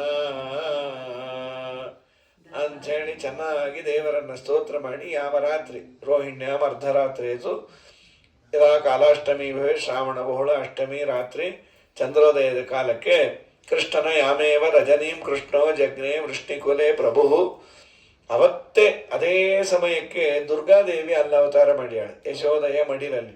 ಸೊ ಈ ಗಂಡ ಹೆಂಡತಿಗೆ ಇದಿಲ್ಲ ಭಿನ್ನಾಭಿಪ್ರಾಯ, ಅಂದರೆ ನಿಮ್ಮ ಬರ್ತಡೇ ಮಾತ್ರ ಮಾಡಿಕೊಂಡ್ರೆ ನಮಗೆ ಮಾಡಲೇ ಇಲ್ಲ, ಇಬ್ಬರು ಒಂದೇ ದಿನ ಆದ್ರಿಂದ ಇಬ್ಬರದು ಉಪವಾಸ ಬಾಯಿ ಮುಚ್ಕೊಂಡಿರು ಅಂದ್ಬಿಟ್ಟು ನಂದಗೋಪಸ್ಯ ಭಾರ್ಯೈಕ ವಸುದೇವಸ್ಯ ಚಾಪರ ತುಲ್ಯಕಾಲೇ ಹಿ ಗರ್ಭಿಣ್ಯೋ ಯಶೋಧ ದೇವಕೀ ತಥಾ ದೇವಕ್ಕಜನೇ ದ್ವಿಷ್ಟಂ ಯಶೋಧ ತಾಂತು ದಾರಿಕಾಂ ಮುಹೂರ್ತೆ ಅಭಿಜಿತೆ ಪ್ರಾಪ್ತೆ. ಅರ್ಧರಾತ್ರಿಯಲ್ಲೇ ಅವತಾರ ಆಗಿದೆ. ಎಲ್ಲರಿಗೂ ಆನಂದ ದಿಶಪ್ರಸೇದು, ಎಲ್ಲ ದಿಕ್ಕುಗಳೆಲ್ಲ ಬೆಳಗಿದೆ. ಸಜ್ಜನರಿಗೆಲ್ಲ ತುಂಬ ಸಂತೋಷ ಆಯಿತು. ಬರೋ ಕಾಲಕ್ಕೆ ನಮ್ಮ ಸ್ವಾಮಿ ಹೇಗೆ ಬಂದ, ಅವ್ಯಕ್ತೋ ವಿಜಯ ಸೂಕ್ಷ್ಮ ಅದನ್ನು ಅಂತಾರೆ. ಅವನು ಶಂಖಚಕ್ರ ಗದಾ ಪದ್ಮವನ್ನು ಇಲ್ಲಿ ಚೂರು ಮಾತ್ರ ಹೇಳ್ತಾರೆ. ಭಾಗವತದಲ್ಲಿ ವಿಸ್ತಾರವಾಗಿ ಕೃಷ್ಣನ ಬಗ್ಗೆ ಇದೆ. ಇವನು ಬರಬೇಕಾರೆಲ್ಲ ಹಾಕೊಂಬಂದಿದ್ದ ಅಂತ ಒಂದು ಮಾತನ್ನು ಹೇಳಿಬಿಡ್ತಾರೆ ಹರಿವಂಶದಲ್ಲಿ. ಕೃಷ್ಣ ಬಂದಾಗ ವಿಶೇಷವಾಗಿ ಶಂಖಚಕ್ರ ಗದಾ ಪದ್ಮ ಕರ್ಣ ಕುಂಡಲ ಎಲ್ಲ ಇತ್ತು. ನೀಲಮಾಣಿಕ್ಯದ ಪುತ್ಥಳಿಯೋ ನವರತುನದ ಹೊಳಪೋ ಆ ಮಹಾಲಕುಮಿ ಮಾಡಿದ ಪುಣ್ಯನಿಧಿಯೋ ವಿಜಯ ವಿಠ್ಠಲರೇಯನ ನೋಡಿದರು ಆಗ ಕೊಂಡಾಡಿದರು ಆಗ ವಿಜಯ ವಿಠ್ಠಲರೇಯನ ಕೊಂಡಾಡಿದರು ಆಗ ಬಂದ ಮನ್ಮಾನಸಕ್ಕೆ ಶ್ರೀಹರಿ ಬಂದ ಮನ್ಮಾನಸಕ್ಕೆ ಇಂದೇರೆ ರಮಣ ಗೋವಿಂದ ಆನಂದದಿ ಇಂದೇರೆ ರಮಣ ಮುಕುಂದ ಆನಂದದಿ ಬಂದ ಮನ್ಮಾನಸಕ್ಕೆ ಥಳಥಳಿಸುವನವ ರತ್ನ ಕಿರೀಟವು ಹೊಳೆವ ಮಕರ ಕುಂಡಲ ಧ್ವಜವು ತುಳಸಿ ಮಾಲೆ ವನಮಾಲೆಯಿಂದೊಪ್ಪುತ ಬಲು ತೇಜಸ್ವಿಗೆ ತೇಜೋಮಯನಾದ ಹರಿಬಂದ ಮನ್ಮಾನಸಕ್ಕೆ ಶ್ರೀಹರಿ ಶ್ರೀವತ್ಸಲಕ್ಷಣಂ ದೃಷ್ಟ್ವಾ ಯುತಂ ದಿವ್ಯೈಶ್ಚ ಲಕ್ಷಣೈಃ. ಇಷ್ಟು ಮಾತ್ರ ಹೇಳುತ್ತೆ. ಶ್ರೀವತ್ಸ ಚಿಹ್ನೆ ಶಂಖಚಕ್ರ ಗದಾ ಪದ್ಮ ತತ್ರ ದೃಷ್ಟೋ ಜರಾಯುರ್ನ. ಜರಾಯು ಅಂದರೆ ನಾವೆಲ್ಲ ಮ್ಯಾಮೆನ್ ಸಸ್ತನಿಗಳು. ಆ ನಾವು ಹುಟ್ಟಿದಾಗ ಹೊಕ್ಕಳ ಬಳ್ಳಿ ಇವೆಲ್ಲ ಏನು ಸಂಬಂಧ ಇರದೆ ಯಾವುದೂ ಇಲ್ಲ. ಬರೋ ಕಾಲಕ್ಕೆ ಮೈ ಮೇಲೆ ಒಂದು 5 kg ಬಂಗಾರ ಒರಿಜಿನಲ್. ಅವನು 7 ಪೌಂಡ್ ಅಲ್ಲ, 7 ವರ್ಷದ ಕೂಸಂತೆ ಬಂದ್ಬಿಟ್ಟ. ಅದಕ್ಕೆ ದಾಸರಂದ್ರು ಬಂದದ್ದೊಂದು ಚಂದ ಸಾಲದೆ ನಾನು ದೇವರು ಒಂದು ಅಂತ ಹೊಡ್ಕೋತಿ. ಈಗಾದರೂ ನೋಡು ಕೃಷ್ಣಾವತಾರ ನೋಡಿ ಬಾಯಿ ಮುಚ್ಚು ಅಂತ. ಯಾಕೆ ಅಂತ ಯಾಕೆ ನೀನು ಹುಟ್ಟಿದಾಗ ಏನಿತ್ತು ಕೇಳಿ ನಿಮ್ಮ ಅಮ್ಮನ್ನ. ಅವನು ಬಂದು ಕೇಳಿದ, ಅಮ್ಮ ನಾ ಹುಟ್ಟಿದಾಗ ಹಾಕೊಂಬಂದಲ್ಲ ಕಿರೀಟ ಕೊಡು ಅಂತ. ಮುಚ್ಚ ಬಾಯಿ ಕಿರೀಟ ಅಂತ. ಕಿರೀಟ ನೀವು ಹುಟ್ಟಿದಾಗಿಂದ ಏನೋ ಎಂತೋ ನಿಮ್ಮಪ್ಪ ಅವತ್ತು ಹೆಲ್ಮೆಟ್ ಕಳ್ಕೊಂಡ್ರು. ಅವತ್ತಿಂದ ನಮಗೆ ಕ್ಷೌರ ಮುಹೂರ್ತವೇ. ಏನು ಒಂದಾದ ಮೇಲೆ ಒಂದು ಕಳಿಯೋದೇ ಆಗಿದೆ. ಏನೂ ಇಲ್ಲಪ್ಪ. ಮತ್ತೆ ಹೇಗೆ ಬಂದೆ ಅಂದ. ಬಂದಿದ್ದಿಲ್ಲ ಗಿಂದಿದ್ದಿಲ್ಲ. ಬೌದ್ಧಾವತಾರ ರಾಮಕ್ಷೇತ್ರ. ಏನೋ ನಮ್ಮ ತೃಪ್ತಿಗಾಗಿ ಹೆಸರಿಟ್ಟಿದ್ದೇವೆ ನಿನಗೆ ಬಂಗಾರಪ್ಪ, ಅವಳಿಗೆ ಸುವರ್ಣ ಬಾಯಿ ಅಂತ ನಿಮ್ಮ ಅಕ್ಕನಿಗೆ.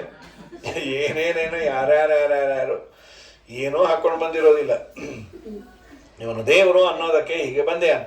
ಚೆನ್ನಾಗಿ ಸ್ತೋತ್ರ ಮಾಡಿದರು. ವಸುದೇವ ದೇವಕಿ ವಿದಿತೋಸಿ ಭಗವಾನ್ ಸಾಕ್ಷಾತ್ ಅಂತ ಭಾಗವತದಲ್ಲಿದೆ. ಉಪಸಂಹಾರ ವಿಶ್ವಾತ್ಮನ್ನ ಅಧೋರೂಪಂ ಅಲೌಕಿಕಂ. ಕೃಷ್ಣ ನಿನ್ನ ಈ ರೂಪವನ್ನು ಪುಟ್ಟದು ಮಾಡ್ಕೊಳ್ಳೋ. ಯಾಕಮ್ಮ ಅಂದ. ಅಪ್ಪ ನಮ್ಮ ಅಣ್ಣ ಬಂದು ಏನಾದರೂ ಮಾಡಿದ್ರೆ ಕಷ್ಟನೋ. ಅಲ್ಲೇ ಇಷ್ಟೊತ್ತವರೆಗೂ ನಿನ್ನಿಂದಲೇ ಜಗತ್ತಿನ ಸೃಷ್ಟಿ ಸ್ಥಿತಿ ಲಯ ಸಂಹಾರ ಎಲ್ಲ ಆಗತ್ತೆ ಅಂತೇಳಿ ಇಷ್ಟು ಬೇಗ ಮೋಹವ. ಅದು ಹೇಳಿದ್ರೆ ಸುಲಭ ಅಲ್ಲೋ. ಪ್ರಾಕ್ಟಿಕಲ್ ಆಗಿ ಇಂಪ್ಲಿಮೆಂಟ್ ಮಾಡ್ಕೊಬೋದು. ಬಾಯಲ್ಲಿ ಹೇಳ್ತಾ ಇರ್ಬೋದು. ಬಡಿಸೋ ಕಾಲಕ್ಕೆ ಪಕ್ಕದಲ್ಲಿ ಕೂತವ್ರಿಗೆ ಹೇಳಿದ್ದು, ನೋಡ್ರಿ ದೇವ್ರು ಏನು ಕೊಡ್ತಾನೋ ಅದ್ರಲ್ಲಿ ನಾವು ತೃಪ್ತರಾಗಿರ್ಬೇಕು, ಅದು ಬೇಕು ಇದು ಬೇಕು ಅಂತಲ್ಲ. ಅವ್ನ ಚಿತ್ರಾನ್ನ ಚೂರೇ ಬಳಸ್ಬಿಟ್ಟಲ್ಲ, ಅಲ್ಲಿ ಮಾತಾಡ್ತಿದ್ದೀವಿ ಅಂತ ಇಲ್ಲಿ ಕಮ್ಮಿ ಆಗದೆ ಯಾಕೋ. ನೋಡಮ್ಮ, ಸ್ವಾಮಿ ಏನು ಯಾರು ಏನು ಪ್ರೇರಣೆ ಮಾಡಿ ಬಡಿಸ್ತಾನೋ ಅದನ್ನು ತಿನ್ನಬೇಕು ಅಂತ. ಇವ್ರಿಗೆ ಆಶ್ಚರ್ಯ, ಅದು ಬೇರೆಯವ್ರಿಗೂ ನಿಮ್ಗೂ ಅಂತ ಎಲ್ಲರಿಗೂ. ಮತ್ತೆ ಯಾಕೆ ಚಿತ್ರಾನ್ನ ಹಾಕಿಸ್ಕೊಂಡ್ರೆ ಹರಿಪ್ರೇರಣೆ ಆಯ್ತು ಕೇಳು ಅಂತ. ಅಯ್ಯೋ ಅಯ್ಯೋ, ಹೀಗಾಗಿ ಪ್ರಕೃತದಲ್ಲಿ ಹೇಳಿದಷ್ಟು ಸುಲಭವಾಗಿ ಜೀವನದಲ್ಲಿ ಇಂಪ್ಲಿಮೆಂಟೇಷನ್ ಇದೆಯಲ್ಲ, ದಟ್ ಈಸ್ ಡಿಫಿಕಲ್ಟ್. ಅದಕ್ಕೇನೆ ಎಲ್ಲವನ್ನ ಇಂಪ್ಲಿಮೆಂಟ್ ಮಾಡ್ಕೊಳ್ತೀವಿ ಅಂದರೆ ದುಸ್ಸಾಹಸ ಆಗುತ್ತೆ. ಯಾವುದು ಸಾಧ್ಯವೋ ಒಂದೊಂದಾದರೂ ಇಂಪ್ಲಿಮೆಂಟ್ ಮಾಡಿಕೊಳ್ಳುವ, ಅದನ್ನು ಮಾಡಿಕೊಂಡು ಜೀವನದಲ್ಲಿ ಸಾಧನೆಯನ್ನು ಒಂದೊಂದೇ ಮೆಟ್ಲು ಏರ್ತಾ ಹೋಗಬೇಕು. ಸರಿ, ಉಪಸಂಹಾರ ವಿಶ್ವಾತ್ಮನ್ ಪುಟ್ಟ ರೂಪವನ್ನು ನಾನು ನಿಮ್ಮ ಮನೆಯಲ್ಲಿ 3ನೇ ಬಾರಿ ಬರ್ತಿರೋದು. ವೃಷ್ಣಿಗರ್ಭ ಅಂತ ಒಮ್ಮೆ ಬಂದೆ, ವಾಮನನಾಗಿ ಬಂದೆ, ಇದು 3ನೇದಿದೆ ಹ್ಯಾಟ್ರಿಕ್ ಇದು. ಆ 2 ಅವತಾರದಲ್ಲಿ ವಿತ್ ಮೇಕಪ್ಪೇ ಬಂದಿದ್ದೆ. ಈಗೆಲ್ಲ ಬಿಚ್ಚಿಟ್ಟು ಬಂದರೆ ನಿಮಗೆ ಡೌಟ್ ಬರುತ್ತೆ, ಅದೆರಡು ಲೋಕನಾಥ, ಇದು ಲೋಕಲ್ನಾಥ ಅಂತ. ಅದಾಗಬಾರ್ದು, ಇದು ಗೋಕುಲ್ನಾಥ ಅಂತಾನೆ ಆಗಬೇಕು. ಅದಕ್ಕೆ ಹೀಗೆ ಬಂದೆ. ಬಬುವ ಪ್ರಾಕೃತ ಸಿಪುಟಾಚಿ ಕೂಸಾಯ್ತು. ವಸುದೇವ ಕೇಳ್ದೆ, ಏನು ಹಿಂಗೇನು చేయాలి ಅಂತ. ನಾನು ಕರ್ಕೊಂಡು ಹೋಗಿ ಅಲ್ಲಿ ಇಟ್ಟು ಬಾ, ನಂದನ ಹೆಂಡತಿ ಯಶೋಧನ ಮಡಿಲಲ್ಲಿ ಇಟ್ಟು ಅಲ್ಲಿ ನಮ್ಮ ಮಿಸ್ಸಸ್ ಇದ್ದಾಳೆ ಕರ್ಕೊಂಬಂದ್ಬಿಡು. ನಮ್ಮ ವಾದರಾಜರು ಅದೇ ಅಂದಿದ್ದು, ಯಾಕೆ ಇಷ್ಟು ಗಡಿಬಿಡಿಯಿಂದ ಓಡಿದ್ದು? ಅವತಾರ ಮಾಡಿದ್ದೆ ಕಂಸನ ಸಂಹಾರ ಮಾಡ್ಲಿಕ್ಕೆ, ಅದನ್ನು ಮಾಡಿ ಅಲ್ಲಿ ಹೋಗೋದು. ಇಲ್ಲ ರೀ, ಅದಿನ್ನೂ ಪುಟ್ಟ ಕೂಸು, ಕಂಸನ ಏನು ಸಂಹಾರ ಮಾಡುತ್ತೆ. ಜಿಮ್ಗೆಲ್ಲ ಹೋಗಿ ಒಳ್ಳೆ ಗಟ್ಟಿಮುಟ್ಟಿಯಾಗಿ ಆಯಾಮ ಕಾಂಪ್ಲಾನ್ ಬಾಯ್ ಅಂತ ಒಂದು ಕಂಸನ ಗುದ್ದುತ್ತಾನೆ. ಕಂಸನ ಭಯ ಅಪ್ಪ, ಪೆದ್ದಾಗಿ ಮಾತಾಡಬೇಡ್ರಿ. ನಕಂಸ ಭೀತ್ಯ ಅಭಯವು ಸ ಶೌರಿ ಸ ಸಂಶ್ರಿತಾನಾಂ ಅಭಯಸ್ಯ ಕರ್ತ. ತನ್ನನ್ನು ನಂಬಿದವರಿಗೆ ಅಭಯವನ್ನು ಕೊಡುವ ದೇವರಿಗೆ ಭಯವೇ. ಮತ್ತೆ ಯಾಕೆ ಹೋದ? ಆ ಹೆಂಡತಿ ನೋಡಬೇಕು ಅನ್ನೋ ಕ್ಯೂರಿಯಾಸಿಟಿ ಅಂತ. ನಮ್ಮ ಮಿಸ್ಸಸ್ ಅಲ್ಲಿ ಬಂದೇಳೆ ಅಂತ ಓಡೋದ. ಸವಲ್ಲಭಾಂ ನಂದ ಕಲತ್ರ ಜಾತಾಂ ಮನೋರಮಾಂ ಈಕ್ಷಿತುಮೇವ ಸೋಗಾತ್. ಪಾಪ ಇಷ್ಟು ಕ್ಯೂರಿಯಾಸಿಟಿಯಿಂದ ರಾತ್ರಿ 12 ಗಂಟೆಗೆ ಅವನು ಓಡೋದ್ರೆ ಅವಳ್ಯಾಕೆ ಓಡಿ ಬಂದ್ಬಿಟ್ಲಿ ಕಡೆ. ನಿಮಗೇನೋ ಪುಟ್ಟ ಕೂಸರಿ, ನಮಗೆ ನಮ್ಮ ಯಜಮಾನ್ರೆ ಅವ್ರು ಬೌದ್ಧಾವತಾರ ರಾಮಕ್ಷೇತ್ರ ಇರೋದು ನೋಡ್ಲಿಕ್ಕೆ ಆಗಲ್ಲ ಅಂತ ಅವಳು ಓಡಿ ಬಂದೋ ಏನೋ ಅಂತಾರೆ ವಾದಿರಾಜ. ಅವಳು ಪುಟ್ಟ ಕೂಸಾಗಿ ಓಡಿ ಬಂದದ್ದು ಇದಕ್ಕೆ ಅಂತ ಆ ಪ್ರಸಂಗವನ್ನು ರಾಜರು ವರ್ಣನೆ ಮಾಡ್ತಾರೆ. 12:30 ಗಂಟೆ ಸಮಯ. ತಲೆಯ ಮೇಲೆ ಕೃಷ್ಣನ ಹೊತ್ತಿ ತಂದ. ಅಲ್ಲಿ ನೋಡಿದ್ರೆ ಯಮನೆ ತುಂಬಿ ಹರಿತಾ ಇದೆ. ಆಚೆ ಹೋಗಬೇಕು ಅಂದರೆ ದೋಣಿ ಬೇಕು. ಮಳೆಗಾಲ, ಏನು ಮಾಡೋದು ಅಂದ್ಕೊಂಡು ಕೈ ಮುಗಿದ. ಯಮುನೆ ಇಬ್ಬಾಗ ಆಗಿ ದಾರಿ ಬಿಟ್ಲಂತ. ಯಾಕೆ ಬಿಟ್ಲು? ಅವಳಿಗೆ ಗೊತ್ತಾಯ್ತು, ಈಗ ನಾನು ದಾರಿ ಬಿಡದೇ ಇದ್ದರೆ ಮತ್ತೆ ಕಷ್ಟ ಆಗುತ್ತೆ. ನಮ್ಮ ಯಜಮಾನರು ಸಮುದ್ರ ರಾಜ ರಾಮಾವತಾರದಲ್ಲಿ ದಾರಿ ಬಿಡದೇ ಇದ್ದದಕ್ಕೆ ಬ್ರಿಡ್ಜೇ ಕಟ್ಟದ. ಸಮುದ್ರಕ್ಕೆ ಬ್ರಿಡ್ಜ್ ಕಟ್ತಾನು, ಇದು ಕಟ್ಟದೇ ಇರ್ತಾನ. ವಾಕಲ ಮಿಂಗೆ ಮಾಡಲಿಕ್ಕೆ ಹಪ್ಪಳಾಲ್ ಪಟಪಟ ಅಂತ ಹೇಳಿ ಅವನ ಬಾಗಿಲು ಮುರಿದು ಬಾಯಿಗೆ ಹಾಕೊಂಡ್ಬಿಡೋನು. ಅವನು ಇವ್ರು ಒಂದು ಕೇಳಿದ್ರು, ಅವಲಕ್ಕಿ ಹಪ್ಪಳ ನಿಮ್ಮ ಹಲ್ಲಿಗೆ ಬರತ್ತಾ ಅಂತ. ಪಕ್ಕದಲ್ಲಿ ಕೂತವ್ರಂದ್ರು, ಅವರು ಮೌನವ್ರತ. ನಿನ್ನೆ ಯಾರದ ಮನೆಗೆ ಹೋದಾಗ ಹೋಳಿಗೆ ಕಮ್ಮಿ ಆಯಿತು ಅಂತ ಹೆಂಚೆ ತಿಂದು ಬಂದ್ಯಾರು ಅವರು ಹೋಗಿ ನೀವು ಆಗತ್ತಾ ಅಂತ. ಹೀಗಾಗಿ ನಮ್ಮ ಸ್ವಾಮಿ ರಾಮಾವತಾರದಲ್ಲಿ ಸಮುದ್ರಕ್ಕೆ ಬ್ರಿಡ್ಜ್ ಕಟ್ದ, ಇಲ್ಲೂ ಕಟ್ತಾನೆ. ಯಾರೋ ಅಂದರು, ಕನ್ಫ್ಯೂಸ್ ಮಾಡ್ಕೋಬೇಡ, ಅವನು ರಾಮ ಇವನು ಕೃಷ್ಣ. ಅಮ್ಮ, ರಾಮನೇ ಕೃಷ್ಣ, ಕನ್ಫ್ಯೂಸ್ ನಿಮಗೆ. ರಾಮಕೃಷ್ಣಾದಿ ರೂಪಗಳಲ್ಲಿ ಅತ್ಯಂತ ಅಭೇದವೇ, ತಿಲತುಲ ವಿಶೇಷವೂ ಇಲ್ಲ. ಕೌಸಲ್ಯ ಜವರ ವಂಶೋದ್ಭವ ಸುರ ಸಂಸೇವಿತ ಪದ ರಾಮ ಹರೇ. ಕಂಸಾದ್ಯ ಸುರರ ಧ್ವಂಸ ಗೈದಯದು ವಂಶೋದ್ಭವ ಶ್ರೀ ಕೃಷ್ಣ ಹರೇ. ಜಯ ಜಯ ರಾಮ ಹರೇ, ಜಯ ಜಯ ಕೃಷ್ಣ ಹರೇ. ರಾಮ ರಾಮ ಹರೇ, ಕೃಷ್ಣ ಕೃಷ್ಣ ಹರೇ. ಮುನಿಮಖರಕ್ಷಕ ಧನುಜರ ಶಿಕ್ಷಕ ಪಣಿಧರ ಸನ್ನುತ ರಾಮ ಹರೇ. ಘನಮರಣಾಂಗ ಸುಮನ ಸರೋಡಯ ಶ್ರೀ ವನಜಾಸನ ಪಿತಾ ಕೃಷ್ಣ ಹರೇ. ಜಯ ಜಯ ರಾಮ ಹರೇ, ಜೈ ಜೈ ಕೃಷ್ಣ ಹರೇ. ರಾಮನೇ ಕೃಷ್ಣ, ಕೃಷ್ಣನೇ ರಾಮ, ನಂಗೆ ಗೊತ್ತು ಅಂತ ದಾರಿ ಬಿಟ್ಟು ವಾದಿರಾಜರಂತಾರೆ, ತಲೆಯ ಮೇಲೆ ಕೃಷ್ಣನ್ನ ಹೊತ್ತಿ ಬಂದಾಗ ದಾರಿ ಬಿಟ್ಟಿದ್ದು ವಸುದೇವನಿಗಲ್ಲ, ತಲೆಯ ಮೇಲೆ ಕೃಷ್ಣ ಇದ್ದ ಅಂತ. ನಿಮ್ಮ ಜೀವನದಲ್ಲಿ ತುಂಬ ಸಮಸ್ಯೆ ಬಂದಾಗ ನೀವು ತಲೆ ಮೇಲೆ ಬೇಡ, ತಲೆ ಒಳಗೆ ಕೃಷ್ಣನ ಚಿಂತನೆಯನ್ನು ಮಾಡಿ ನಿಮಗೂ ಸಂಸಾರದ ಹರಡಲ್ಸು ಹೀಗೇ ದಾರಿ ಬಿಡುತ್ತೆ. ಭವ ಪ್ರವಾಹೋಪಿ ತವ ಏವಮೇವ ಇತ್ಯುದೀರಯಂತೀವ ಯಮಸ್ವಸಾಸ ಕರಸ್ಥ ಕೃಷ್ಣಾಯ ದಿದೇಶ ದೂರೆ ಪ್ರವಾಹಮಾದಾಯ ಪದಾರ್ಹ ಪದ್ಯಂ. ಪಾದ ಮುಳುಗೋಷ್ಟು ನೀರು, ಆಚೆ ಈಚೆ 100 ಅಡಿ. ಇವ್ನು ನಡೀತಾ ಹೋದರೆ ರೆಡ್ ಕಾರ್ಪೆಟ್. ಅದು ಯಾಕೆ? ತಲೆ ಮೇಲೆ VVIP ಇದಾನಪ್ಪ, ಅವನಿಗೆ ದಾರಿ ಬಿಟ್ಟದ್ದು. ದೇವರನ್ನು ನಾವು ಹೊತ್ತಿ ತರಲಿಕ್ಕಾಗಲ್ಲ. ದೇವರ ಮಹಿಮೆಯನ್ನು ತಲೆಯಲ್ಲಿ ಇಟ್ಟುಕೊಂಡು ಅವನನ್ನು ಚಿಂತನೆ ಮಾಡಿದರೆ ಖಂಡಿತ ದೇವರು ಒಳ್ಳೇದು ಮಾಡ್ತಾನೆ ಎನ್ನುವ ಒಂದು ಚಿಂತನೆಯನ್ನು ಮಾಡಿ ಅಂತಾನೆ. ಅಲ್ಲಿ ಮಲಗಿಸಿದ ದುರ್ಗಾದೇವಿಯನ್ನು ತೆಗೆದುಕೊಂಡು ಬಂದ. ದುರ್ಗಾದೇವಿ ಬಂದು ಕೂಡಲೇ ಎಲ್ಲ ಲಾಕ್ ಆಗ್ಬಿಡ್ತು. ಪಾಠ ಲಾಕ್ ಆಯಿತು. ಅವರೆಲ್ಲ ಮೊದಲು ಕೃಷ್ಣಾವತಾರದಾಗ ಬಿದ್ಕೊಂಡ್ಬಿಟ್ಟಿದ್ರು ಸೆಕ್ಯೂರಿಟಿ. ಈ ಲಾಕ್ ಆದವರು ಎಲ್ಲ ಎದ್ದು ಮಾಡಿ, ಏನಿದು ಮಗು ಆಗಿದೆಯಾ, ನಾವು ಬಿದ್ಕೋಬಾರ್ದಾಗಿತ್ತು, ಬಿದ್ಕೊಂಡಿದ್ದೀವಿ, ನಿದ್ದೆ ಕೊಡೋನು ದೇವರೇ, ಎಬ್ಸೋನು ದೇವರೇ. ಲಾಕ್ ಯಾಕೆ ಆಯಿತು ಅಂದರು. ಲಕ್ಷ್ಮೀದೇವಿ ಇದ್ರೆ ಲಾಕು ಜಾಸ್ತಿ ಬೇಕ್ರಿ. ಲಕ್ಷ್ಮಿ ಇಲ್ಲ ಲಾಕ್ ಬೇಡ, ಗೀಕ್ ಬೇಡ. ಇಲ್ಲ ಅಂದರೆ ಈ ಲಕ್ಷ್ಮಿ ಹೋಗಲಿ, ಒಂದಿಷ್ಟು ಜಾಸ್ತಿ ದುಡ್ಡು ಕೊಟ್ಟು ಹೊಸ ಪಾದರಕ್ಷೆ ತೊಗೊಂಡು ಪುರಾಣಕ್ಕೆ ಬಂದುಬಿಟ್ರೆ ಸ್ಟ್ಯಾಂಡಲ್ಲಿ ಇಟ್ಟು 5 ರೂಪಾಯಿ ಕೊಡ್ಲಿಕ್ಕೆ ಇಷ್ಟ ಇಲ್ಲ. ಎಲ್ಲೋ ಒಂದು ಕಡೆ ಒಂದು ಬಿಟ್ಟಿರ್ತೀವಿ, 20 ಸಲ ಅಲ್ಲೇ ನೋಡ್ತೀವಿ. ಇದೆಲ್ಲ ಪುರಾಣನೂ ಸರಿ ತಲೆ ಹೋಗಲ್ಲ, ಅಂತ ಕಡೆ ಅದು ಕಾಣಲ್ಲ. ಇವರು ಮಂತಾಕೆ ತೊಗೊಂಡು ಬಂದಾಗ ಯಾರೋ ಪಾಪ ಅದು ಏನು ಮಾಡಿರ್ತಾರೆ ಕೆಲವರು, ಏನು ನಮ್ಮ ಕರ್ಮವೋ ಏನೋ, ಅವ್ರದ್ದೊಂದು ಚಪ್ಪಲಿ ನಮ್ದೊಂದು ಚಪ್ಪಲಿ ಹಾಕೊಂಡು ಹೊಂಟಿರ್ತಾರೆ. ಅವ್ರದ್ದು ಎಷ್ಟು ನಮ್ಮದು ಎಷ್ಟು. ಏನು ಸಾಯ್ಬೇಕು, ಯಾರನ್ನ ತೊಡಗಿ ಸಾಯ್ಬೇಕು. ಹೀಗಾಗಿ ಪ್ರಕೃತದಲ್ಲಿ ಇನ್ನು ಕೆಲವರು ಅಲ್ಲಿ ಬಂದಾಗ ಎಕ್ಸ್ಚೇಂಜ್ ಬೇರೆ ಮಾಡ್ಕೊಂಡು ಹೋಗ್ತಾರೆ ವಿಶಾಲ ಹೃದಯದಿಂದ. ಪ್ರಕೃತದಲ್ಲಿ ನಮ್ಮ ಸ್ವಾಮಿ ಅದನ್ನು ತೋರಿದ್ದ. ದುರ್ಗಮ್ಮ ಬಂದು ನೋಡು, ದುರ್ಗಮ್ಮ ಬಂದರೆ ಅಷ್ಟೇ. ಈಗೆಲ್ಲ ಶ್ರೀಮಂತಿಗೆ ಬಂದು ಎಷ್ಟು ಸೇಫ್ಟಿ ಮಾಡ್ಕೋತೀವ್ರಿ. ಗ್ರಿಲ್ ಗೇಟು, ಕೊಲಾಪ್ಸಬಲ್ ಗೇಟು, ಅದರ ಮೇಲೆ 3 ಶಿಫ್ಟ್ ಗೂರ್ಖಾ, ಆಮೇಲೆ CCTV, ಏನು 108 ಇಷ್ಟು ಮಾಡಿದ್ರು ಕಳ್ಳರು ನಮ್ಮನ್ನು ಮೀರಿಸಿ ಏನೋ ಮಾಡಿ ಸತ್ತೋಗ್ತಾ ಇರ್ತಾರೆ. ಹೀಗಾಗಿ ನಾನಾ ತರಹದ ವ್ಯವಸ್ಥೆ ನಾವು ಮಾಡಿಕೊಂಡ್ರೆ ಅದನ್ನು ಮೀರಿ ಮಾಡ್ತಾರೆ. ಎಲ್ಲ 108 ಮಾಡಿರ್ತೀವಿ. ಅದಕ್ಕೆ ಪುರಂದರದಾಸರಂದರು, ನಮ್ಮ ಭಾಗ್ಯ ದೊಡ್ಡದೋ ನಿಮ್ಮ ಭಾಗ್ಯ ದೊಡ್ಡದು, ಸಮ್ಮತಿಂದ ನಾವು ನೀವು ಸಾಟಿ ಮಾಡಿ ನೋಡುವ ಬನ್ನಿ, ನಿಮ್ಮ ಭಾಗ್ಯ ದೊಡ್ಡದೋ ನಮ್ಮ ಭಾಗ್ಯ ದೊಡ್ಡದೋ. ಕಡಗ ಕಂಠ ಮಾಲೆಗಳಿಗೆ ಕಳ್ಳರ ಭಯಗಳುಂಟು, ಅಡವಿ ತುಳಸಿ ಮಾಲೆಗಿನ್ನು ಯಾರ ಭಯವಿಲ್ಲವಯ್ಯ. ನಿಮ್ಮ ಭಾಗ್ಯದ ಕುಮಿ ದೇವಿ ನಮ್ಮ ಭಾಗ್ಯ ನಾರಾಯಣನು, ನಿಮ್ಮ ಭಾಗ್ಯದ ಒಡೆಯ ಪುರಂದರ ವಿಠಲ. ನಿಮ್ಮ ಭಾಗ್ಯ ದೊಡ್ಡದೋ ನಮ್ಮ ಭಾಗ್ಯ ದೊಡ್ಡದೋ. ಅದನ್ನು ಲಕ್ಷ್ಮೀದೇವಿ ತೋರಿಸಿದ್ಲು. ಸಂಪತ್ತು ಮಹಾ ಜಾಸ್ತಿ ಇದ್ದರೆ ಸಮಸ್ಯೆನೇ ಹೆಚ್ಚು. ಎಲ್ಲೂ ಹೋಗೋ ಹಾಗಿಲ್ಲ, ಬಿಡೋ ಹಾಗಿಲ್ಲ, ಹೋದರೂ ನೆಮ್ಮದಿ ಇರಲ್ಲ.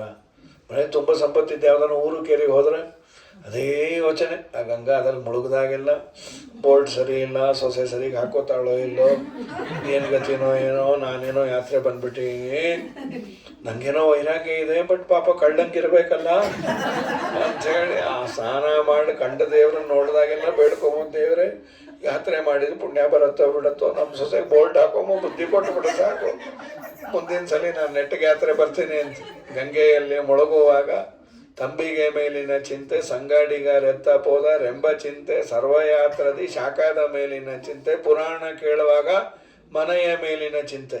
ಪುರಾಣ ಕೇಳಬೇಕಾದ್ರೆ ಹಾಗೆ ಆಗುತ್ತೆ. ಈ ಆಚಾರ ಲೇಟಾಗಿ ಬಂದರೆ ಪಾಪ ದಿನ ಇಲ್ಲ ಹೀಗೆ ಆಗ್ತಾಯಿದೆ. 2 ದಿನ HSR ಲೇಔಟ್ ಸಂಜೆ ಒಪ್ಕೊಂಡ್ಬಿಟ್ಟು ವಾಪಸ್ ಬರ್ತಾ ಇಲ್ಲಿ ಪಾಪ ಹೇಳಬೇಕಾಯ್ತು. ಇಲ್ಲಿ ಪೂರ್ಣಪ್ರಜ್ಞೆ ಲೇಔಟಲ್ಲಿ ದಿನ ಸಂಜೆ ಇದೆ 6:30ಇಂದ 7:30. ದಿನ ಅವರು ವರಿನೇ ಆಚಾರ ಬರ್ತಾರೋ ಇಲ್ಲೋ ಅಂತ. ಇವತ್ತಿಂದ ಮುಗೀತದೆ. ನಿನ್ನೆ ಪ್ರಕೃತದಲ್ಲಿ ಕೃಷ್ಣ ಆ ದುರ್ಗಾದೇವಿ ಬಂಧಕಳವಳು. ಕಂಸ ಬಂದ ಕಿತ್ಕೊಂಡ ಮೇಲೆ ಬಿಸಾಕ್ದ, ಆ ಮೇಲೆ ಹಾರೇ ಬಿಟ್ಲವಳು. ನಗತಾ ಕೂತ್ಲ, ಏಯ್ ನಮ್ಮ ಅಪ್ಪ ಅಮ್ಮನ ಕೊಲ್ಲಬೇಡ, ನಿನ್ನ ಕೊಲ್ಲಲ್ಲ.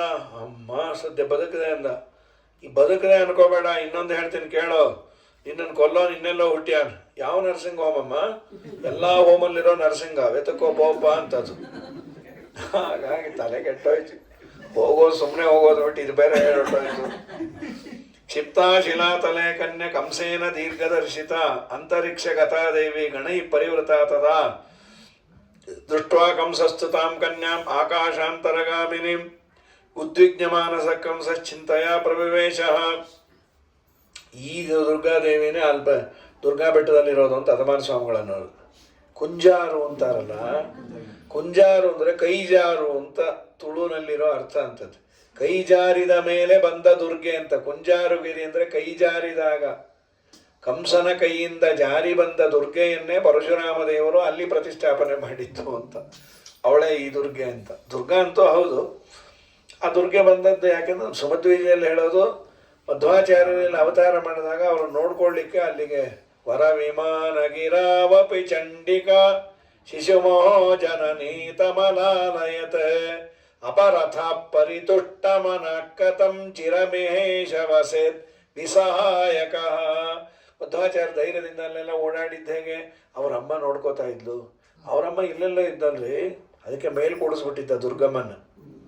ಈ ಸಾಮಾನ್ಯ ಎಲ್ಲರನ್ನ ವಾಚ್ ಮಾಡೋರು ಮೇಲೆ ಇರ್ತಾರಲ್ಲ, ಯಾರನ್ನ ಈ ಹದ್ದು ಗಣ್ಣಿನಿಂದ ನೋಡಿ ಪಟಾರನ್ ಶೂಟ್ ಮಾಡೋರು. ದುರ್ಗಮ್ಮ ಇನ್ನೇನು ನಾನು ಏಮನ್ನ ಚೈನಾಯನ ಅಂತ ಹೇಳಿ ಆ ಮಗುಗೆ ಅಭಯವನ್ನು ಕೊಟ್ಟಿದ್ಲು ಅಂತ. ವರ ವಿಮಾನ ಗಿರಾಪಿ ಚಂಡಿಕಾ ಶಿಶುಮೋಹ ಜನನಿ ತಮ್ ಅಲಾಲಯತೆ, ಅವಳು ರಕ್ಷಣೆ ಮಾಡಿದ್ದು. ಆದ ಮೇಲೆ ಪರಮಾತ್ಮ ದುರ್ಗಾದೇವಿ ಹಾರಿ ಹೋದ್ಲು. ಇವನೇನು ಮಾಡಿಟ್ಟ, ತನ್ನ ಮಂತ್ರಿಗಳನ್ನೆಲ್ಲ ಕರೆದ. ಏನು ನನ್ನ ಕರ್ಮಾನೋ ಏನೋ, ಆ ಮಗು ನಾನು ಕೊಲ್ಲಲ್ಲ ಅಂತ ಹೇಳಿ ಹೋಯ್ತು. ಅದನ್ನೇನು ಇಷ್ಟು ಬೇಜಾರಿಂದ ಹೇಳಿ ಸಾಯ್ತಾ ಇದ್ದಿ? ಇಲ್ಲ, ಇನ್ನೊಂದು ಹೇಳ್ತು, ನನ್ನ ಕೊಲ್ಲೋದು ಇನ್ನೆಲ್ಲೋ ಹುಟ್ಟಿದೆ ಅಂತೆ. ಏನು ಹುಚ್ಚಿಚ್ಚಾಗಿ ಹೇಳ್ತಾ ಇದೆ? ನನ್ನ ಕರ್ಮ ಅಪ್ಪ. ಇತ್ತೀಚೆಗೆ ದೇವತೆಗಳು ಸುಳ್ಳು ಹೇಳಲಿಕ್ಕೆ ಶುರು ಮಾಡ್ಯಾರೆ. ಅವತ್ತು ನೋಡಿದ್ರೆ ಇವಳಲ್ಲಿ ಹುಟ್ಟೋ 8ನೇ ಮಗು ನನ್ನ ಕೊಲ್ಲತ್ತೆ ಅಂತ. ಈಗ 8ನೇ ಮಗು ಬಂದು ಹೇಳ್ತು ನಿನ್ನ ಕೊಲ್ಲಲ್ಲ ಅಂತ. ಸುಮ್ಮನೆ ಅಷ್ಟೇ ಹೇಳಿ ಹೋಗೋದು ಬಿಟ್ಬಿಟ್ಟು ನಿನ್ನ ಕೊಲ್ಲೋ ನಿನ್ನೆಲ್ಲೋ ಹುಟ್ಟ್ಯ. ಅಡ್ರೆಸ್ಸು ಬೌದ್ಧಾವತಾರ ರಾಮಕ್ಷೇತ್ರ ದೇಶ ಗೋದಾವರಿ ಬೆಂಗಳೂರು ನಗರ ಅಂತ ಹೇಳೋದ್ರೆ ಯಾವನು ಗೊತ್ತಾಗಬೇಕ್ರಿ. ತಿರುಪತಿ ಬ್ರಹ್ಮೋತ್ಸವದಲ್ಲಿ ತಲೆ ಬೋಳಿಸ್ಕೊಂಡವ್ರು ನಮ್ಮ ಯಜಮಾನರು, ಅವ್ರಿಗೆ ಈ ತಮಗೆ ಕೊಟ್ಬಿಡ್ರಿ ಅಂತ ಯಾರೋ ಕೊಟ್ಟರು. ಯಾರಿಗೆ ಅಂತ ಬ್ರಹ್ಮೋತ್ಸವದಲ್ಲಿ ಎಲ್ಲರ ತಲೆನೂ ನುಣ್ಣಗೆ ಇರುತ್ತೆ. ಅದಕ್ಕೆ ನಾವು ಹುಂಡಿಲಿ ಹಾಕೋದು ಆಸೆ. ಅದನ್ನು ಶ್ರೀನಿವಾಸ ನೋವೇ ತೀಸ್ಕೊ ನಾಯನ ಅಂತ. ಹಾಗಾಗಿ ಇದು ಯಾರನ್ನ ಅಂತ ಕಂಡು ಹಿಡಿಯೋದು. ಅದಕ್ಕೆ ಇವ್ರೇನು ಮಾಡಿದ್ರು ಪಾಪಿಷ್ಟರು, ನಾವು ಒಂದು ಮಗುನ ಕೊಲ್ಲೋದೇ ಬೇಡ, ಬಂಚಸ್ಸಾವ ಮಕ್ಕಳು ಈ ಇದರಲ್ಲಿ ಟೆಸ್ಟ್ ಮಾಡಬೇಕಾದ್ರೆ ಇದರ ಡಿಪಾರ್ಟ್ಮೆಂಟಲ್ಲಿ ಹಾಗೆ ಅದು ಕ್ವಾಲಿಟಿ ಕಂಟ್ರೋಲು ಬಂಚ್ ಇನ್ಸ್ಪೆಕ್ಷನ್ ಅಂತ ಒಂದನ್ನು ನೋಡ್ತಾರೆ, ಒಂದೆರಡು ಪ್ರಾಡಕ್ಟು ಅದರದೆಲ್ಲ ಲೈನ್ ಆ್ಯಂಡ್ ಲೆಂತ್ ಸರಿ ಇದೆ ಅಂದರೆ ಅದರಂತೆ ಇದು ತೊಗೊಂಡೋಗ್ರಿ ಅಂತ. ಅದಕ್ಕೆ ಯಾವ್ಯಾವ ಮಕ್ಕಳು ತಾಯಿ ಹಾಲು ಕುಡಿಯತ್ತೆ, ತಾಯಿ ಹಾಲು ಕುಡಿಯಲ್ಲ, ಎಲ್ಲ ಕೊಂದು ಬಿಡೋಣ, ಅದರಲ್ಲಿ ಇದು ಒಂದಾಗಿರುತ್ತೆ. ಪಾಪ ಬರಲ್ಲ. ಈ ರಾಜಕೀಯದವ್ರಿಗೆ ಪಾಪ ಅನ್ನೋ ಶಬ್ದವೇ ಇರಬಾರ್ದು. ಇದು ಭಾಗವತ ಹೇಳೋದು. ಇವೆಲ್ಲರೂ ಭಾಗವತ ಪ್ರತಿಪಾದ್ಯರೇ. ಅದಕ್ಕೆ ಪಾಪ ಅನ್ನೋ ಸೆಂಟಿಮೆಂಟ್ಸೇ ಇರಬಾರ್ದು. ಈ ಮಾತನ್ನಂತಾರೆ. ನಾವೇನಾದರೂ ಈಗ ಮಕ್ಕಳು ಸಣ್ಣವರು ಅಂತ ಸೆಂಟಿಮೆಂಟಿಂದ ಬಿಟ್ಟರೆ ಯಥಾಮಯೋಂಗೆ ಸಮುಪೇಕ್ಷಿತ ನೃಣ. ದೇಹದಲ್ಲಿ ಆದ ಗಾಯ ಚಿಕ್ಕದಿದ್ದಾಗೆ ಮೆಡಿಸನ್ ಮಾಡಿದೆ. ಡಾಕ್ಟ್ರ್ ಹತ್ರ ಹೋದಾಗ ಏನು ಹೇಳ್ತಾರೆ, ಸರ್ ಅದೇನೋ ಗ್ಯಾಂಗ್ರೀನ್ ಇದ್ದಾಗಿದೆ, ಆ ಬೆಟ್ಟನ್ನು ನೀವು ತೆಗಿಬೇಕಾಗುತ್ತೆ. ನಮ್ಮ ಬೆಟ್ಟದು ಅಂದರೆ ಆಮೇಲೆ ಬೆಟ್ಟದಷ್ಟು ಆಗ್ಬಿಡತ್ತೆ ಅಷ್ಟೇ. ನೀನು ಮೊದಲೇ ಅದಕ್ಕೆ ಚಿಕಿತ್ಸೆ ಮಾಡಿದೆ ಅಂದರೆ ಬದುಕ್ತಿ ಮಗನೇ, ಇಲ್ಲ ಅಂದರೆ ಕೃಷ್ಣಾರ್ಪಣೆ ಆಗ್ತಿ. ಅದರಂತೆ 2 ಎಕ್ಸಾಂಪಲ್ ಕೊಟ್ಟಾರೆ. ಇಂದ್ರಿಯಗಳ ಬಯಕೆ, ಅದು ಪ್ರಾರಂಭದಲ್ಲೇ ನಾವು ಅದನ್ನು ಕಂಟ್ರೋಲ್ ಮಾಡಿದ್ರೆ ಪರವಾಗಿಲ್ಲ. ಅಯ್ಯೋ ಪರವಾಗಿಲ್ಲ ಬಿಡ್ರಿ, ನಿಮ್ಮ ಅದು ತಿನ್ನಬೇಡ ಇದು ತಿನ್ನಬೇಡ ಅಂತ ನಿಮ್ಮಮ್ಮ ನಿಮ್ಮನ್ನು ಹುಚ್ಚುಚ್ಚಾಗಿ ಬೆಳೆಸ್ಯಾರ ಕಂದ, ನೀನು ತಿನ್ನಮ್ಮ, ಆಮೇಲೆ ನೀನೇ ಬಿಡ್ತಿ. ಮಸಾಲೆ ದೋಸೆ ಅದು ಕೆಟ್ಟದ್ದು ಅಂತ ಗೊತ್ತಾಗಿದೆ. ದೇವರಾಣೆ ಮನೆ ದೋಸೆ ಬಿಡ್ತಾನಷ್ಟೇ, ಹೊರಗಿನ ತಿನ್ನಕ್ಕೆ ಅಡಿಕ್ಟ್ ಆಗಿ ಕೂತ್ಕೋತಾರೆ. ಯಥಾಮಯೋಂಗೆ ಸಮುಪೇಕ್ಷಿತವನ್ನು ನಾವು ನ ಶಕ್ಯತೆ ರೂಢಪದೇ ಚಿಕಿತ್ಸಿತು ಯಥಾ ಇಂದ್ರಿಯಗ್ರಾಮ ಉಪೇಕ್ಷಿತಸ್ತತ ರಿಪುಹು ಲಬ್ಧಬಲೋ ನ ಚಾಲ್ಯತೆ. ಶತ್ರುವು ಅಷ್ಟೇ ಬಲಿಷ್ಠನಾಗಿ ಬಿಟ್ಟ ಅಂದರೆ ನಾವೇನು ಅಲ್ಲಾಡಿಸ್ಲಿಕ್ಕಾಗಲ್ಲ. ಅದಕ್ಕೆ ಈಗ ಹುಟ್ಟಿದೆ ಅಂದ್ರೆಲ್ಲ ಮುಗಿಸ್ಬೇಡ, ಈ ಸೆಂಟಿಮೆಂಟ್ ಇಟ್ಕೋಬೇಡ. ಸರಿ, ಇದನ್ನು ಮಾಡೋರು ಯಾರು? ನಮ್ಮಲ್ಲಿ ಪೂತನಾಬಾಯಿ. ಇಲ್ಲಿ ಹರಿವಂಶದಲ್ಲಿ ಮೊದಲು ಆದದ್ದು ಶಕಟಾಸುರನ ಸಂಹಾರ, ಆಮೇಲೆ ಪೂತನ ಬಂದದ್ದು. ಆ ಪೂತನೆಯು ಪಕ್ಷಿ ರೂಪದಲ್ಲಿ ಬಂದು ಆಮೇಲೆ ಅಲ್ಲಿ ಹೆಣ್ಣಾಗ್ತಾಳೆ. ಬಂದು ಕೃಷ್ಣನನ್ನು ತೊಡೆ ಮೇಲೆ ಹಾಕ್ಕೊಂಡು ಸ್ತನ್ಯಪಾನ ಮಾಡಿಸೋನೆಪ್ಪ, ಚೆನ್ನಾಗಿ ಸ್ತನಕ್ಕೆ ವಿಷ ಮೆತ್ಕೊಂಡು ಹೇಳೆ. ನಮ್ಮ ದೇವ್ರಿಗೆ ಏನಾಗತ್ತೆ ರೀ? ವಿಷಕ್ಕೆ ಮಾರಕ ಶಕ್ತಿ ಕೊಟ್ಟವನೇ ಅವನು. ಅವನೇನು ಮಾಡಿಟ್ಟ, ವಿಷವನ್ನೆಲ್ಲ ಅವಳಿಗೆ ಕೊಟ್ಟ. నువ్వేమిస్తావో ಮಳ್ಳಿ ಮೀಕೆ ಇಸ್ತ ಅಂಥೇಳಿ ಆ ವಿಷನ್ ಒಳಗೆ ಓದ್ಬಿಟ್ಟ. ಆ ಹಾಲನ್ನು ಮಾತ್ರ ಎಳೆದ, ಹಾಲನ್ನು ಕೊಟ್ಟವಳು ಊರ್ವಶಿ, ವಿಷ ಕೊಟ್ಟವಳು ತಾಟಕಿ. ಇವನೇನು ಮಾಡಿದ, ಹಾಲನ್ನು ಎಳೆಯೋ ನೆಪದಲ್ಲಿ ಅವಳು ಪ್ರಾಣವನ್ನೇ ಎಳೆದ್ಬಿಟ್ಟು ಬಿಡೋ ಅಂದ ಅವಳು. ದೇವರಂದ, ಬಿಡ್ತೀನಿ ನಾನ್ ಸ್ಟಾಪ್ ಅಲ್ಲೇ ಅಂಥೇಳಿ. ಏನು ದೊಡ್ಡ ದೇಹವೋ. ಅವಳು ಮೊದಲು ಕಂಡೆನ್ಸ್ ಮಾಡ್ಕೊಂಬಂದಿದ್ದು ಕೃಷ್ಣನ ಅವಕೃಪೆಗೆ ಪಾತ್ರರಾಗಿದ್ದು ಒರಿಜಿನಾಲಿಟಿ ಅಭಿವ್ಯಕ್ತಿ ಆಯಿತು. ತಲೆ ನೋಡಿದ್ರೆ ಉತ್ರಳ್ಳಿ, ಕಾಲು ನೋಡಿದ್ರೆ ಜಾಲಹಳ್ಳಿ. ಇಂಥ ದೊಡ್ಡ ದೇಹ, ಅದ್ರ ಮೇಲೆ ಪುಟ್ಟದಾಗ ಆಟ ಆಡ್ತಾ ಇದ್ದೀವಿ ಕೂಸು. ಇದು 7ನೇ ದಿವಸದಲ್ಲೇ ಆಗಿದ್ದು. ಹುಟ್ಟಿದ 7 ದಿವಸದಲ್ಲೇ ದುಷ್ಟಪೂತನಿಯ ಕೊಂದೆ ಅಂತ. ಯಶೋಧ ನೋಡೋದು ಎಲ್ಲೇ ಅವಳಿಗೆ ನಾವು ಇದನ್ನು ಬಿಳದಲ್ಲೇ ಅಡಿಕೆ ಕೊಡೋದ್ರಲ್ಲಿ ಎಲ್ಲಿ ಹೊಟ್ಟೋದ್ಲು, ಅದು ಹೊಟ್ಟೆಗೆ ಹೋದ್ಲಮ್ಮ ಅಂತ ಯಾರೋ ಅಂದರು. ಆಮೇಲೆ ಯಶೋಧ ಹೋಗಿ ಕೂಸನ್ನು ಕರ್ಕೊಂಬಂದು ಅದಕ್ಕೆ ಸ್ನಾನ ಮಾಡಿಸಿ, ಗೋಮೂತ್ರೇಣ ಸ್ಥಾಪಯಿತ್ತು, ಆ ಗೋಮೂತ್ರದಿಂದ ಸ್ನಾನ ಮಾಡಿಸಿ, ಗೋಮಯ ಹಚ್ಚಿ, ಸಗಣಿ ಹಚ್ಚಿದ್ರೆ ಎಷ್ಟು ಮುದ್ದಾಗಿ ನಗತಾ ಕೂತಿತ್ತು. ಅದ್ಯಾಕೆ ಅಂದರು, ಸತ್ಯಧರ್ಮರಂದರು ಸಗಣಿನಲ್ಲಿ ಲಕ್ಷ್ಮೀದೇವಿ ಇರ್ತಾಳಪ್ಪ, ಅದಕ್ಕೆ ನಗತಾ ಕೂತಿತ್ತು. ಸಗಣಿನಲ್ಲಿ ಲಕ್ಷ್ಮೀದೇವಿ ಇರ್ತಾಳೆ ಅಂತ ಉಪಾಸನೆಗಷ್ಟೇ, ಅದು ವ್ಯವಹಾರಕ್ಕಲ್ಲ. ಆಚಾರ್ಯ ಏನು ಕೊಟ್ವಿ ಅಂದರೆ 2 ಲಕ್ಷ್ಮೀದೇವಿ, ಒಂದು ಶ್ರೀದೇವಿ, ಇನ್ನೊಂದು ಭೂದೇವಿ. ಅಂದರೆ ಮನೆಯವರು ದುರ್ಗಾದೇವಿ ಆಗ್ತಾರೆ. ಅಷ್ಟು ಸಗಣಿ ಸಿಗಲ್ಲ ಬಿಡ್ರಿ ಈಗ. ಹೀಗಾಗಿ ನಮ್ಮ ಸ್ವಾಮಿ ಒಂದೊಂದೇ ತುಂಟತನ ಶುರು ಮಾಡ್ಯಾನ. ಏನು ಯಶೋದಯ ಭಾಗ್ಯ. ದೇವರನ್ನ ಜೋಣ್ಲಿಲಿ ಹಾಕಿ ತೂಗೋದು, ಅವಳು ಸ್ನಾನ ಮಾಡಿಸೋದು.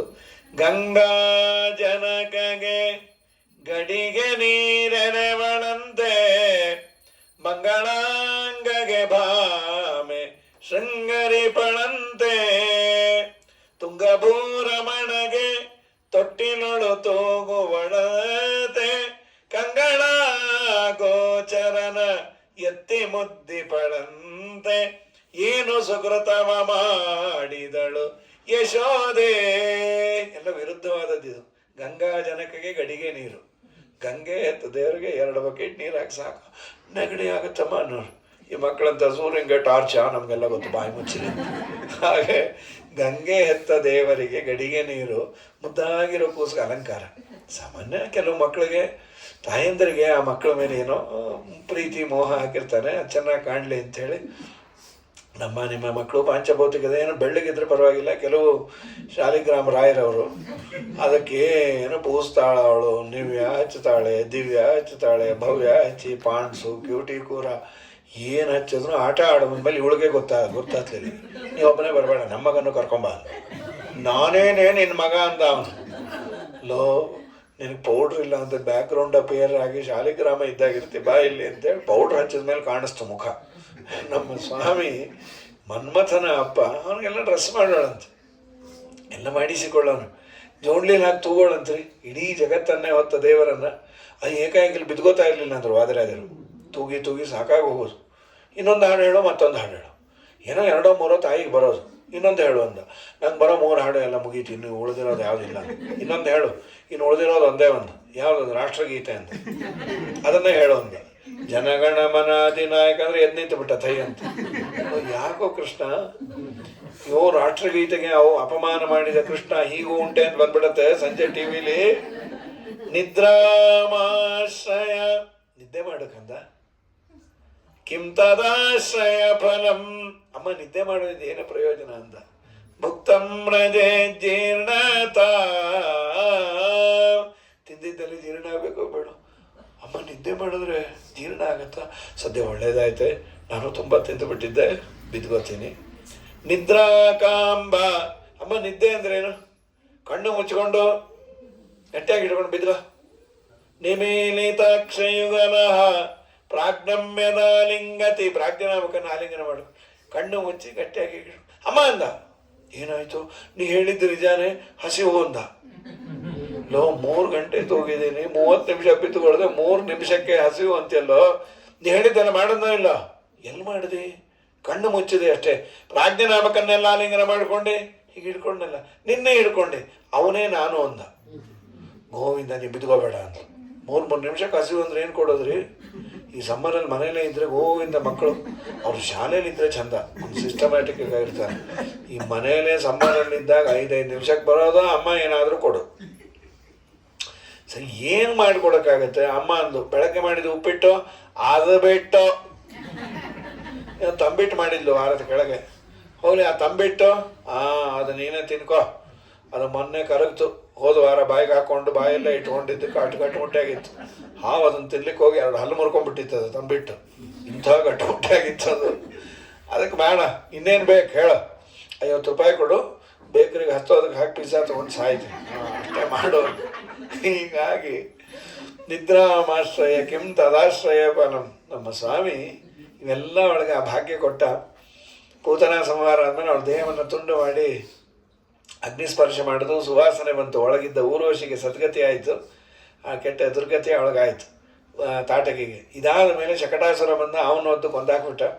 ಆಮೇಲೆ ತೃಣಾವರ್ತ ಅನ್ನೋನು ಸಂಹಾರ ಮಾಡಿ ಆದಮೇಲೆ ನಾಮಕರಣ ಆಯಿತು ಕೃಷ್ಣ ಅಂತ. ಏನದರ ಅರ್ಥ ಅಂದರು, ಕರ್ಷತೀತಿ ಕೃಷ್ಣ, ಎಲ್ಲರ ಪಾಪಗಳನ್ನು ಆಕರ್ಷಣೆ ಮಾಡ್ತಾನೆ, ಮನಸ್ಸನ್ನು ಆಕರ್ಷಣೆ ಮಾಡ್ತಾನೆ, ಭೂಮಿಗೆ ಸುಖವನ್ನು ಕೊಟ್ಟ, ಆನಂದ ಪರಿಪೂರ್ಣ, ಸಂತುಷ್ಟನಾಗಿ ಮುಕುತಿ ಕೊಟ್ಟು ಮಿಕ್ಕ ಭಾರ ಹೊರುವನೋ. ಕೃಷ್ಣ ಕೃಷ್ಣ ಕೃಷ್ಣ ಎಂದು 3 ಬಾರಿ ನೆನೆಯಿರೋ. ಕಮಲನಾಭನ ಚಿಹ್ನೆಯನ್ನು ಧರಿಸಿಕೊಂಡು ಮೆರೆಯಿರೋ. ಯಮನ ಭಟರು ನೋಡಿ ಅಂಜಿ ಅಡವಿ ಸೇರ್ವರೋ. ಕೃಷ್ಣ ಕೃಷ್ಣ ಕೃಷ್ಣ ಎಂದು 3 ಬಾರಿ ನೆನೆಯಿರೋ. ಹೀಗೆ ನಮ್ಮ ಸ್ವಾಮಿ ಚೇಷ್ಟೆಯನ್ನು ಶುರು ಮಾಡ್ಯಾನೆ. ಊರವರೆಲ್ಲ ಯಶೋಧನ ಮನೆ ಮುಂದೆ ಕಂಪ್ಲೇಂಟ್. ಅವಳಿಗೊಂದು ಕಡೆ ಸಂತೋಷ, ಒಂದು ಕಡೆ ಪಾಪ ಮಗನ ಬೈಬೇಕಲ್ಲ ಅಂತ. ಈ ಮಕ್ಕಳು ತುಂಟರಾದರೆ ಎಷ್ಟು ಆನಂದವೋ, ಜೀನಿಯಸ್ ಅಂತ ಒಳಗೆ ಇರುತ್ತೆ. ಆ ದಿನ ಬೈಯಿಸ್ಕೊಂಬಂದು ಕೇಳೋಕ್ಕಾಗಲ್ಲ. ಸಾವಿರಾರು ಜನ ಬರೋರು, ಯಶೋಧಾದೇನು ನಡ್ಕೊಂಡಿದೆಯೇ ನಿನ್ನ ಮಗನ್ನ, ಏನು ಮಾಡ್ದ, ಇಲ್ಲಿ ಚೂರ ಇದೆ ಶಿಶುಲೀಲಾ ಅಂತ ತದಕೃತ್ವ ಅಂದ್ಬಿಟ್ಟು ಭಾಗವತದಲ್ಲಿ ಅವ್ರು ಮಾಡಿದ ತುಂಟತನವನ್ನೆಲ್ಲ ಹೇಳ್ತಾರೆ. ಏನೇನು ಮಾಡ್ದ, ವತ್ಸಾನ್ ಮುಂಚನ್ ಕೊಚಿದ ಸಮಯಾನ್, ನಿನ್ನ ಮಗ ಬಂದ ಅಂದರೆ ಕರು ಬಿಚ್ಚಿ ಓಡೋಗ್ತಾನೆ ಯಶೋಧ. ಯಶೋಧ ಬಾಯಿ ಮುಚ್ಚಿರಿ, ಕರುನು ಪುಟ್ಟದು ಅವನು ಪುಟ್ಟನು ಆಟ ಆಡ್ಕೊಂಬ ಬಿಚ್ಚುತ್ತಾನೆ. ಅಯ್ಯಮ್ಮ ನಿಮ್ಮ ಬಾಯಿ ಮುಚ್ಚು ಮೊದಲು, ನಾ ಪೂರ್ಣ ಹೇಳೋದು ಕೇಳು. ನಿಮ್ಮ ಮಧ್ಯದಲ್ಲಿ ಬಾಯಿ ಆಗದೆ ಅಂದರೆ ನಾ ಎಲ್ಲಿ ನಿಲ್ಲಿಸಿದ್ದೆ ಅಂತ ಮರ್ತು ಹೋಗ್ತೀನಿ. ಅದೊಂದು ಕೆಲವರು ಸ್ವಭಾವ ರೀ. ಅವ್ರು ಚತುಸ್ಸಾಗರ ಪರ್ಯಂತಮ್ಮನ ಸಂಧ್ಯಾವಂದನೆ ಮುಗಿಸಕ್ಕೆ ಬಂದಿದ್ರು, ಯಾರೋ ಕೇಳಿದ್ರು, ಆಯ್ತಾ ಕೂತೇ ಬಿಟ್ರು. ಅಪವಿತ್ರ ಪವಿತ್ರವ ಸರ್ವ ರೆಡ್ಡಚ್ಚ ಮೊದಲ 4:30 ಸಾಯಂಕಾಲ ಸಂಧ್ಯಾವಂದನೆ ಕೂತಿಯಾನೆ. 4 ಜನ ಮಾತಾಡಿಸಿ 8:30ವರೆಗೂ ಅಪವಿತ್ರ ಪವಿತ್ರ. ಈ ಹೆಂಡತಿ ಅಂದ್ಲು, ಏನ್ರಿ 4 ತಮಗೆ ನೀರು ಸುತ್ತಲೂ ಚಲ್ಕೊಂಡು ಬೇರೆ ತಿಳ್ಕೊಂಡೇನಿ, ಇದೇನಿದು, ನೀವು ಆ ನೀರು ಒರೆಸೋರ್ಗು ಬರೋ ಹಾಗಿಲ್ಲ, ದೋಣಿ ತರಿಸ್ತೀನಿ ಆಮೇಲೆ ಬನ್ರಿ ಅಂದು. ಮತ್ತೆ ಅಪವಿತ್ರ ಪವಿತ್ರವ 8 ಸಲ ಸೂರ್ಯಂಗೆ ಅರ್ಕ ಕೊಟ್ಟು ನೆಗಡಿ ಅವನಿಗೆ ನಿಮ್ಮಿಂದ. ಹೀಗಾಗಿ ಸರಿ, ಪ್ರಕೃತದಲ್ಲಿ ಹೇಳಮ್ಮ, ನಿನ್ನ ಮಗ ಕರು ಬಿಚ್ಚಿ ಓಡೋದ. ಅದು ಒಂದು ಕರು ಅಲ್ಲ, ಒಬ್ಬೊಬ್ಬರ ಮನೇಲಿ 400-500 ಕರು ಇದೆ. ಎಲ್ಲ ಬಿಚ್ಚಿ ಓಡೋದ್ರ ಗತಿ ಏನೇ, ಅಲ್ಲೆಲ್ಲ ಓಡೋಗ್ತಾ ಇತ್ತು. ನಮ್ಮ ಮನೆಯವರು ಪಾಪ ಬೆಳಗ್ಗೆ 6 ಗಂಟೆಯಿಂದ ಮಧ್ಯಾಹ್ನ 12 ಗಂಟೆವರೆಗೂ ಕರು ಹುಡ್ಕೋದು ಕಟ್ಟೋದೇ ಆಯಿತು. ಸಾಕಾಗೋಯ್ತು. 12 ಗಂಟೆಗೆ ಏನಾದರೂ ಕೊಡೆ ಸುಸ್ತಾಗಿದೆ ಅಂದರು. ಫ್ರೆಶ್ ಆಗಿ ಹಾಲನ್ನು ಕರ್ಕೊಂಬನ್ರಿ, ಡಿಕಾಕ್ಷನ್ ಹಾಕಿದ್ದೀನಿ ಅಂದವನು. ಎಲ್ಲಿರ್ಬೇಕು ಹಾಲು, ಎಲ್ಲ ಕರು ಕುಡಿದು ಕೂತಿತ್ತು. ಇವನು ಕೆಚ್ಚಲು ಎಳೆದಾಗ ಒಂದ್ಸಲಿ ಒದೀತು ನೋಡ್ರಿ, ಲಾಂಗ್ ಜಂಪ್ ಅಡುಗೆ ಮನೆಗೆ ಬಂದು ಬಿದ್ದ ಅವನು. ಆ ಬಿದ್ದು ಫೋರ್ಸ್ ಮೂತಿ ಹೊಡೆದಿಟ್ಟು ತಪ್ಪ ಆಗ್ಬಿಡ್ತು. ಇವಳು ಅದನ್ನು ನೋಡಿಲ್ಲ. ಇವಳಿಗೆ ದೇವರು ಅಂದರೆ ಸೆಂಟಿಮೆಂಟು. ಅಲ್ಲೇ ತಾಳ ತಗೊಂಡು ನಮ್ಮ ಮನೆಯವರು ಸುಂದರಕಾಂಡ ಪಾರಾಯಣ ಮಾಡ್ತಾ ಇದ್ರು. ಪ್ರಾಣದೇವರು ಅವ್ರ ಮೇಲೆ ಬಂದರು ಅಂತ, ಶ್ರವಣವೇ ಮೊದಲದ ನವವಿಧ ಭಕುತಿ ಅಥವಾ ಕದಿಂದಲಿ ಕೊಡೋ ಕವಿಜನ ಪ್ರಿಯ ಪವಮಾನ. ಅವನು ಗೊತ್ತಾಯ್ತು, ಇವಳಿಗೆ ನಂಗೇನಾಗಿದೆ ಗೊತ್ತಿಲ್ಲ, ಪ್ರಾಣದೇವರು ಬಂದಿದೆ ಅಂತ ಬರೋದು ತೋರಿಸ್ದ. ಪ್ರಾಣದೇವರ ಆವೇಶ ಅಲ್ಲ, ಇದ್ದು ಪ್ರಾಣದೇವರು ಹೋಗೋ ಸನ್ನಿವೇಶ ಇದು. ನಿನಗೆ ಯಾವಾಗ ಹಾಡಬೇಕು ಗೊತ್ತಿಲ್ಲ, ಪ್ರೆಸೆನ್ಸ್ ಆಫ್ ಮೈಂಡೇ ಇಲ್ಲ. ಹೋದ ವಾರ ಬಚ್ಚಲಲ್ಲಿ ಕಾಲು ಜಾರಿ ಬಿದ್ದು ಕಾಲು ನೋವು ಅಂದರೆ ಅಲ್ಲಿ ಬಂದು ಎಂಥ ಪಾವನ ಪಾದವೋ ಅಂದರೆ ಏನಾಗುತ್ತೋ ಆ ಸೀಕ್ವೆನ್ಸ್ಗೆ ವಿರುದ್ಧವಾಗಿ ಹೇಳಿದ್ರೆ. ಎಲ್ಲೋ ಕೈ ಸುಟ್ಕೊಂಡಿದ್ರೆ ತೋಳು ತೋಳು ತೋಳು ರಂಗ ಅಂದರೆ. ಹೀಗಾಗಿ ನಿನ್ನ ಮಗನ ಕಾಟ ಅನ್ನೋ ಸಾಕಾಗೋಗಿದೆ ಯಶೋಧ. ಗೋಪಿ ಕೇಳ್ ನಿನ್ನ ಮಗ ಜಾರ, ಇವ ಚೋರ ಸುಕುಮಾರ. ಗೋಪಿ ಕೇಳ್ ನಿನ್ನ ಮಗ ಜಾರ, ಮುದದಿ ಮುಕುಂದ ಸದನಕ ಬಂದ, ದಧಿಯ ಮೀಸಲು ಬೆಣ್ಣೆ ತಿಂದ, ಅವ ಚಂದ ನಿನ್ನ ಕಂದ ಗೋಪಿ ಕೇಳ್ ನಿನ್ನ ಮಗ ಜಾರ ಮಾರಾನ ಪಿತತ ಮನೆಯೋಳು ಪೊಕ್ಕ ಹಿಡಿಯ ಹೋದರೆ ಅವ ಸಿಕ್ಕ ನೋಡಿ ನಕ್ಕ ಭಾರಿ ಠಕ್ಕ ಗೋಪಿ ಕೇಳ್ ನಿನ್ನ ಮಗ ಜಾರ ಬಹಳ ದಿನವಾಯಿತು ಹೇಳುವುದು ಹೆಂಗೆ ಗೋಪಾಲನ ಮನವು ಒಮ್ಮೆ ಹಾಂಗೆ ಒಮ್ಮೆ ಹೀಂಗೆ ಹೇಳಲ್ ಹಂಗೆ. ಹೀಗೆ ನಾನಾ ಲೀಲೆಗಳನ್ನು ಮಾಡಿ ನಾಳೆ ದಿವಸ ಮುಂದಿನ ಭಾಗವನ್ನು ನೋಡುವ. ಹರಯೇ ನಮಃ.